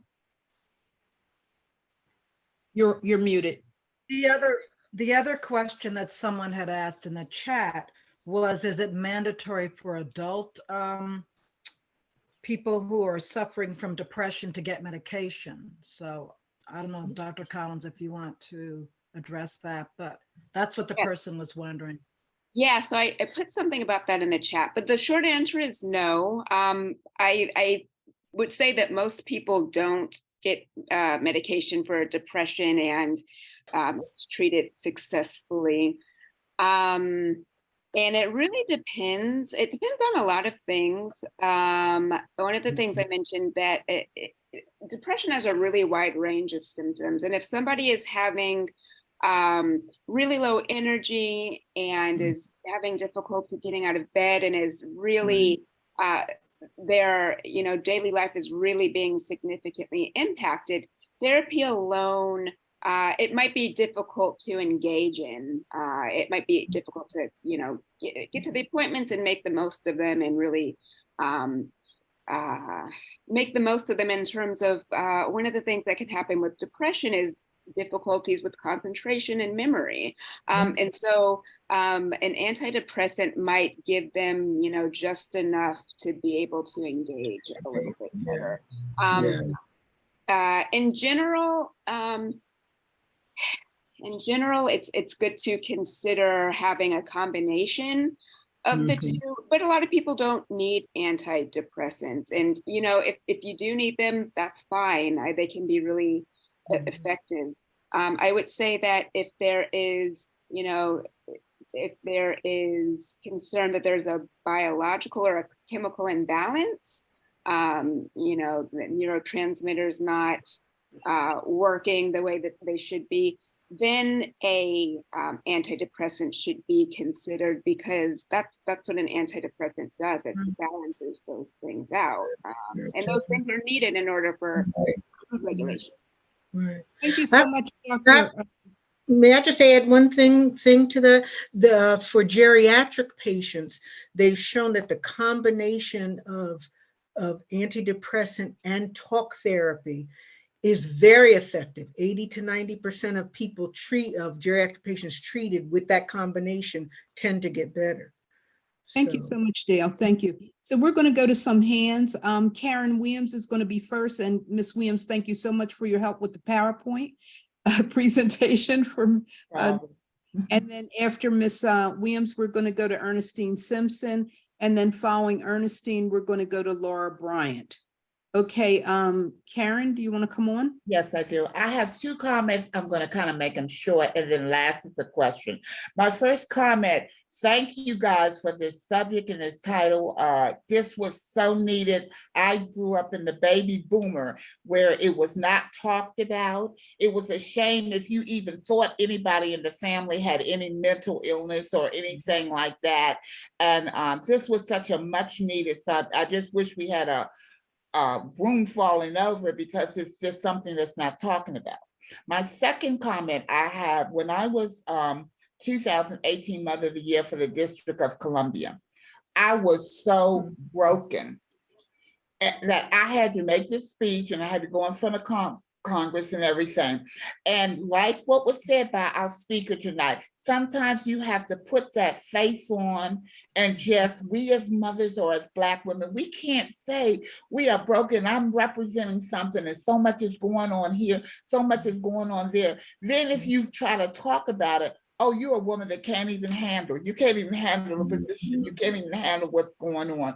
But I want to say I gear things around to let them know we have to have that smile sometime when we're hurting. We have to talk and leave our kids behind, leave that. And it's not easy all the time. It is not easy to not be a Debbie Downer or whatever have you. But this is something, again, too, as Black, we have to learn that you can't be weak. Okay, that was the comment I wanted to make. The last one is a question. I have a grandson that is autistic. I had never heard of autistic in my life. And my question is this: where did autism come from, or has it always been? It just seemed like now that Jason, my only grandchild, is autistic, smart is a whip, probably smart. And like a lot of times, I watch him and observe him. He'll look at a clock where kids may look at the clock or what. He turns it over to see what's behind that clock, how that clock is moving. Please, I'm so lost. I'm trying to learn about art. Where do so many kids get autism and what is it all about? I'm really trying to read and receive. Okay, that's it for me. I didn't want to take up too much time. Thank you. Who wants to address the autism question? I don't know, Tia, you're muted, but I know you do a fair amount of work with schools. And I don't know, Dale, did you do any work with autism? No, again, I'm on the other end of the spectrum. Okay, yeah. Okay, so Tia and Dr. Collins. So this isn't my area of expertise, but I know that autism has always been around. And so again, it's also about diagnosing and also about evaluations. And so, as I said in my presentation, the questions and screening is also being done more to be able to, assess. It's a whole spectrum in terms of autism. There's not just one, there's different levels, developmental. Are they developing at the same levels, whether it's intellectual, or a developmental, like it could have, like you said, highly functioning intellectually, but then there could be some social developmental aspects that are not at the level where they would normally be perceived as. So I think there's just a lot of factors, and I'm not the expert in it, but in terms of studies will say they don't know exactly where autism comes from or exactly the root of it or the cause. So I think as knowledge becomes more available, more information, being able to better diagnose and treat and understand it. So it may not, in terms of, because it is more common, not necessarily more common, it's just more known, more knowledgeable, it's out there. So therefore, it can be able to be diagnosed more often and caught sooner, by evaluations and by screening, by professionals, and being able to see it, because it becomes more, as professional schools doctors, professionals, teachers, are able to see the signs now, and they say, I think they need to be evaluated. So the more evaluations, you're more likely to be able to see or catch early on individuals who are on the spectrum. So there's a lot of different factors. So I don't think that they're the identifiable cause. The science hasn't been able, but there's also things that influence it. And I think that that's more, in terms of what's influencing how that individual is dealing or experiencing being on the spectrum, and how we treat and manage them and work with them even as a family. So I think that the autism in well, it depends on where you are, but there's a lot of resources, that are available nationally to be able to educate yourself and to really learn more, and the support systems. I think that that's important for you as a family member to really look into the support organizations to be able to learn as much as you can, and also to receive support for your grandson, and as well as being involved in their life to be able to help you with their journey. Great. Dr. Collins, did you have anything to say on the topic? You're muted. Yeah, so I want to just piggyback a little bit off of what Tia said. There's more knowledge about it, and I think testing is done more often. And if testing is done more often, you will find more cases. One thing that does happen, and we spoke to this, is that misdiagnosis does happen. And there's a really wide range, many symptoms associated with autism spectrum disorder. So it might be that someone does have some challenge, but it's not ASD, autism spectrum disorder. But there are a lot of there's a lot of research suggesting that there are environmental factors. Lead poisoning and mercury poisoning have been associated with autism spectrum disorder, which is a little bit interesting because lead poisoning, I believe, is on the decline because there's more testing for it, and also there's buildings have to use lead-free paint now. But there are biological components also. So some of it might be due to in utero circumstances. Yes. So, okay, so there's an entry from Donna Marie Wynn in the chat, and I'm just going to read it. Autism is correlated with the advancing age of mothers and maternal poor health, and in parentheses to systemic racism, etc. too. Black children are usually diagnosed 2 to 3 years later than white children, missing a critical window for innovation, remediation, and treatment. So again, that's kind of a story across a lot of things. That makes sense. Yeah. Okay, so I'm going to move on to Ernestine Simpson. Thank you for your question, Ms. Williams, and for your comments. Thank you. And thank you again for your help. Ernestine Williams. Yes, hello everyone. How are you? I'm a clinical social worker as well. And I'm going to start from the back since we were just talking about, I'm just going to comment on a few things. That children, with autism, along with the environmental factors, diet has been correlated with that as well.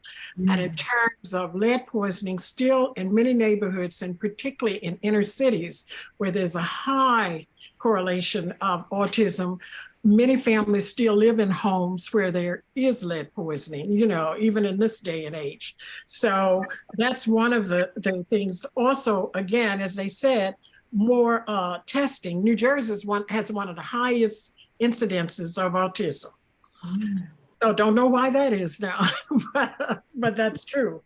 The other part is that when you were talking about why the children are given more medication, both, the presenters covered that, but I did want to add one more thing, that part of it is that our doctors are not educated, particularly our pediatricians. And so oftentimes children go, which is where they go initially, and the pediatricians do not diagnose, or they misdiagnose and give the parents, medication. There's been a big emphasis on educating all doctors, on more about childhood autism, childhood, what am I trying to think of? All the other things that children experience, rather than medicating them so the doctors can identify that.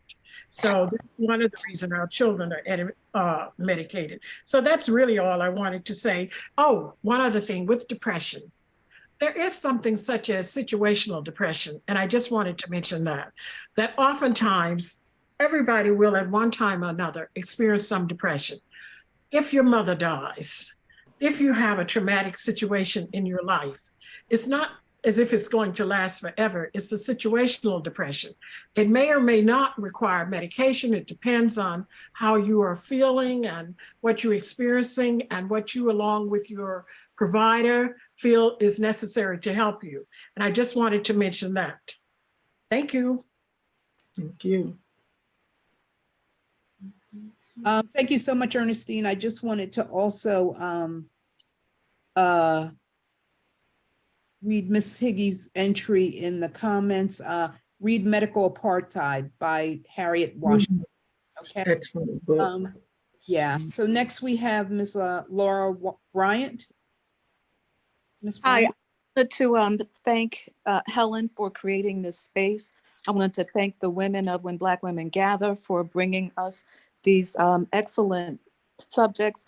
And I tell you, we could have had each of these a session devoted to each of these topics because there's so much to talk about. I don't know any of the ladies other than Dale. Dale Ofei-Ayisi. Dale has been with me. I've known Dale for probably almost 20 years. Yes. And Dale has been there with me through the suicide of my baby sister. Dale has been with me through the diagnosis of my older daughter with schizoaffective and bipolar disorder. And Dale has been with me through the diagnosis of my baby brother with dementia. And I have to say, and Dale saw a presentation as a result of a panel that she put on where I spoke as a family caregiver, caring for my mother with Alzheimer's. And I have to say that I wish I'd known Dale when I was caregiving for my mother. And it is, I agree with you, Dale, it's a sacred duty.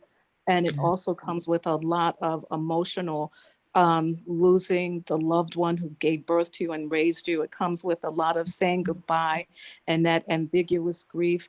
You're losing bits of them at a time, especially. And my mom had Alzheimer's, she had lung cancer. And I have to say, and she had hypertension, pulmonary hypertension. And I have to say, I was grateful for the lung cancer because she wasn't going to be around for the ends of Alzheimer's. And I have to say I was grateful for the Alzheimer's because she didn't always remember that she was dying with lung cancer. But also, you know, we as Black women, as you said, Dale, we either are super women trying to do it all ourselves, or we're dealing with the challenges of navigating who's going to help with your group, their sibling group. You know, there's that too. Which sibling is going to help you come and take care of your family, you know? So that's difficult too. And also, I just want to add, ladies, being the sister, the older sister of a brother who in his 50s ended up in a dementia ward in a nursing home. I did not know until he was diagnosed.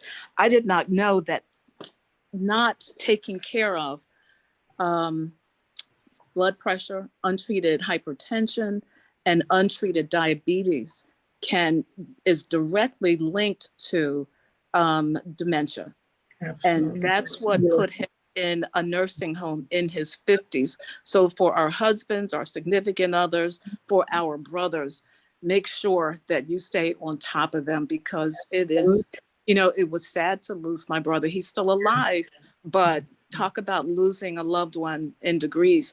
My mother, our mother died in 2003, and he thinks she's in the hospital with him. He thinks he's in the hospital, and he thinks our mother is with him in the hospital. I also wanted to say too that with regard to dementia and depression in older adults, having watched my mother's sibling groups, you know, it is the medication, which Dale, you touched on. I think Dr. Collins, you touched on it too. It is the medication. I remember my uncle having I think it was statins. He had hypertension, and the medications that he was placed on caused him depression. The loss of siblings, the loss of friends, the loss of your career, the loss of your independence when they're no longer able to drive. I think we lost my stepfather when he could no longer, his license was literally taken from him. Between the loss of my mother dying and the loss of his license, I think he died because of that. Ms. Sanders, I wanted to also say that as a public defender who represents parents involved with DCPP, now known as DCPP, formerly known as DIFUS, I strongly encourage parents with children who have diagnoses such as autism and ODD, ADHD, and all of those family support organizations, as you said, can be lifesavers for parents. I find especially, and I don't want to paint our community this way because white people do too, but I think that we try and control those behaviors related to those diagnoses through using physical discipline.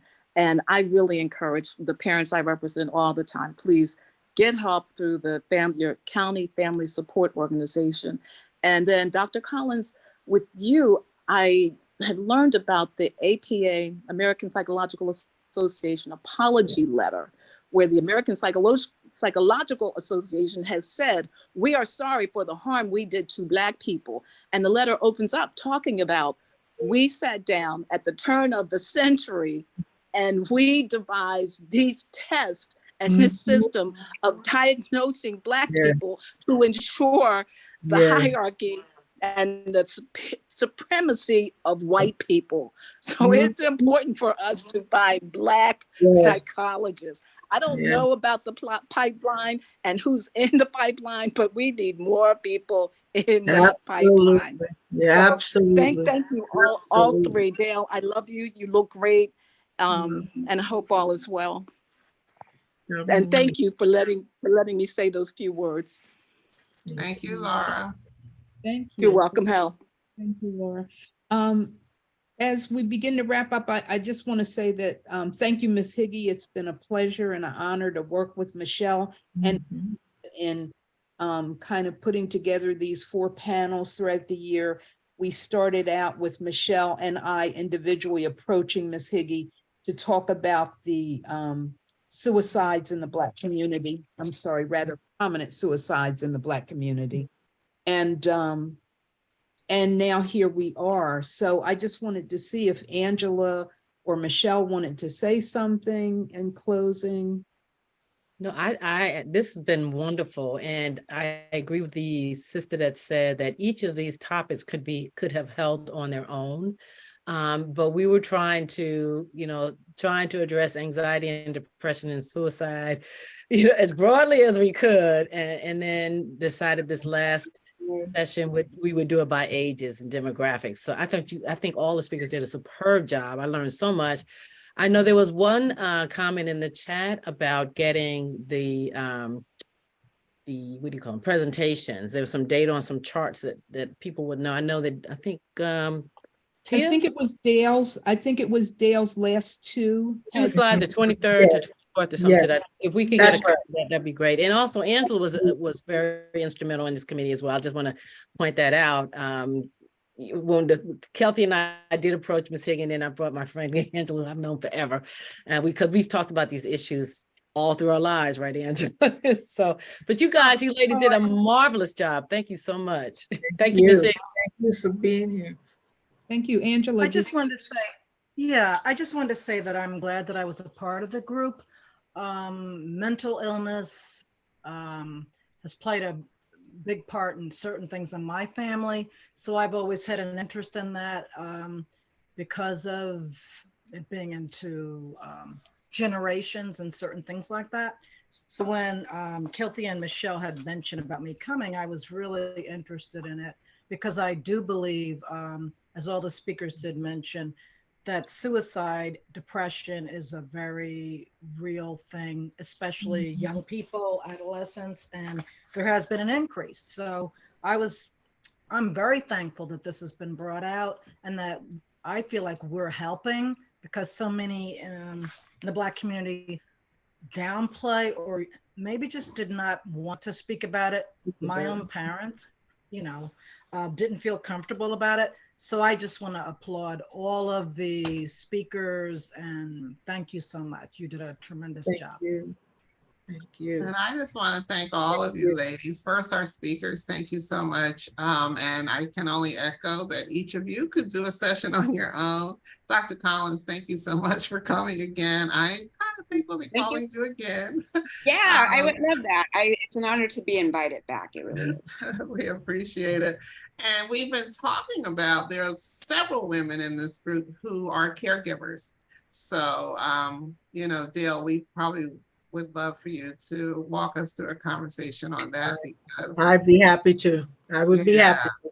Yeah, I mean, that alone is a huge subject because, caregivers don't take care of themselves and then they end up being the patient. And that's what we need to avoid and get around. And Ms. Sandra, if you're a local woman, thank you so much. So we'll definitely be calling on you, but thank you all so much.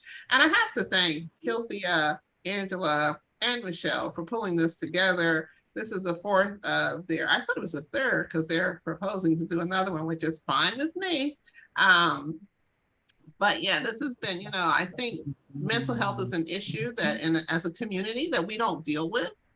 And so of course, it made sense, particularly during the pandemic, right? And I tried to create a space here where we were open enough to talk about, I'm not doing okay, because I think we don't give ourselves permission to do that.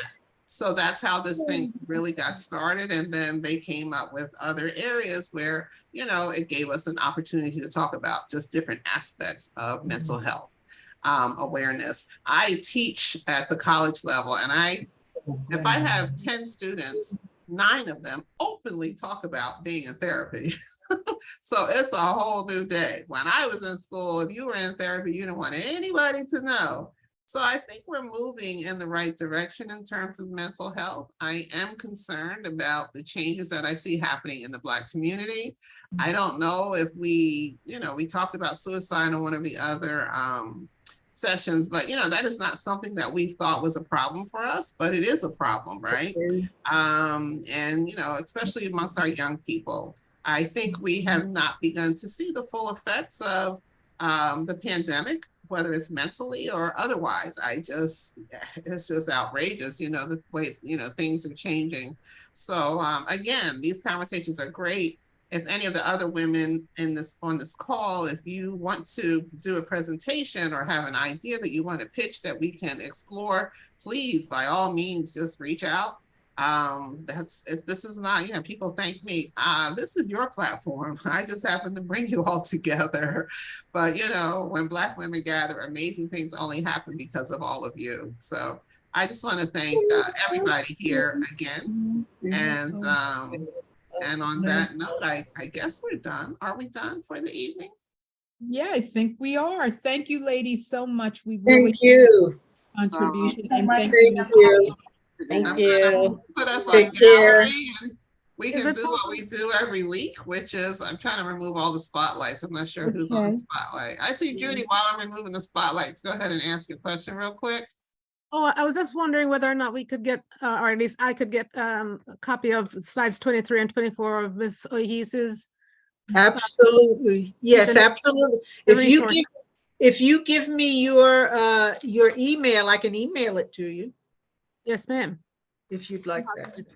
Thank you. I had a question we can just, before we go, and maybe we can talk about this on another area too, because, in terms of geriatric, I guess I'm geriatric, I'm 62, that makes me geriatric. Yeah. But, what we all think, I know a big fear is like dementia and Alzheimer, and how do you see it coming, and what kinds of things can you do to avoid it? And, when we walk into the kitchen and forget why we went there, is that a sign? And my attention span, when I think Ms. Sanders was speaking, I thought that I had come up with something when I said I have adult ADD, but I've been told by a friend who does this work, like, no, it's a real thing. So can you real quickly, just for my benefit and maybe somebody else, address, the whole thing around Alzheimer's and what, has there been any research? Are we moving any closer to understanding what causes it? There's a tremendous amount of research, but there is no one clear reason why. The good news is that they've discovered that there's so much that we do or don't do that may make us more at risk. They said the number one thing you could do to help prevent dementia is wear a seatbelt, because head injuries are one of the number one reasons why people develop later on dementia. Any type of head injuries. The CTE that they talk about, the football players get the chronic encephalopathy, I think it's called chronic traumatic encephalopathy. That's what it's caused by, those hits on the head or on their head. What we eat, how we exercise or don't exercise, how we keep ourselves educated, keep that brain stimulated. I just did a presentation for a group of seniors on keeping your memory sharp, keeping your memory sharp. I'd be happy to do something like that, because there's a lot of different things we can do that would, even should we develop dementia, it may slow the process down. There's medications, but the medications, they're good for some people, but it really doesn't cure it. It just slows it down a bit. But it's more, we're more empowered if we do things that, like we can exercise, we can eat. There's a wonderful book that now there's a wonderful diet now that's a cross between the DASH diet, it talks about the eating vegetables, fresh vegetables, fruit, leafy green vegetables, the omega-3 fatty fish. All those things now are considered ways to help reduce the likelihood or slow up the process. So there's a lot of good things out here now that give people a little bit more power to help themselves. Dale, is the research showing any relationship between the gene for schizophrenia and the gene for Alzheimer's? I'm wondering that because when I looked at my mother and look at my child, that out of touch with reality kind of perception, they look alike to me. Okay. That's a very interesting question. And what they found was that anything that affects the brain, anything that does any damage, anything that does any damage to the brain can make you more at risk for dementia. So people with long-term mental illness are at higher risk, especially schizophrenia.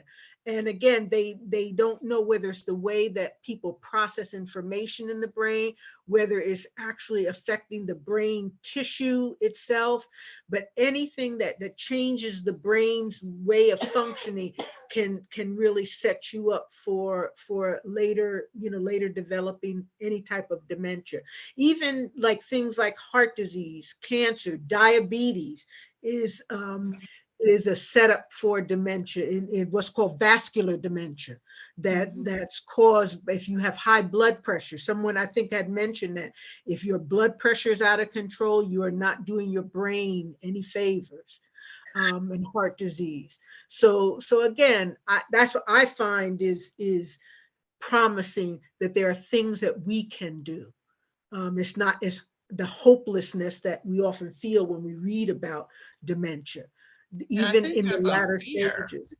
There's a fear that comes with, like, oh my God, Absolutely. I forgot something. And you think like, no, you just forgot. There's nothing I can do. Yeah, they're easy. I ask people when I do topics like this, I'll say, have you ever had a senior moment? And I give them examples. Do you ever want to get something and you go upstairs and you go to the next room and you forget what you got, what you went in there for? Do you tear your house up trying to look for your keys when you go and you can't find them, or you find them a half an hour later? You know, does someone come up to you and say, oh, it's so good to see you, Miss Hickey. I haven't seen you in a long time. And you're trying to rack your brain, trying to figure out what their name is. All of those are normal parts of aging. Are you looking for your glasses? They're on your head. And on your head, right. Those are considered normal parts of our brain function. So rest assured, you're okay. But, so I can see we're definitely going to have you back. And my good friend Donna has said she also wants to maybe have the two of you come back and talk about Alzheimer's. And there are quite a few women who are in this group who are caretakers. So, you know, maybe we can just have you lead in a discussion with them. So, yeah. That would be great. I would love that. Thank you. Thank you for inviting me. All right. So I think that was my fault, Miss Kilpia, because she was definitely on task. Like, we're done. So, can I say one thing, please? Very quickly, go ahead. Yes, I put in the chat a book called How to Beat Disease by Dr. William Lee. And he talks about how foods may be able to prevent autism, and also foods and diagnoses that may prevent Alzheimer's. I would recommend it to everybody highly. Okay, great. A lot of literature. So make sure you make a copy of the chats and get that information.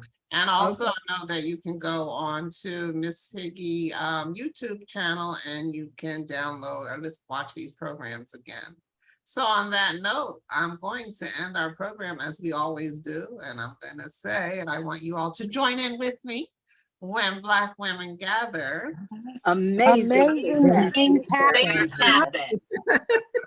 Amazing things happen. Dale, it was amazing. Thank you all for contributing to our amazing and making it happen. And, you know, please come again. I'm going to stop recording. We can hang around for a few seconds more, but thank you. Can't thank you enough.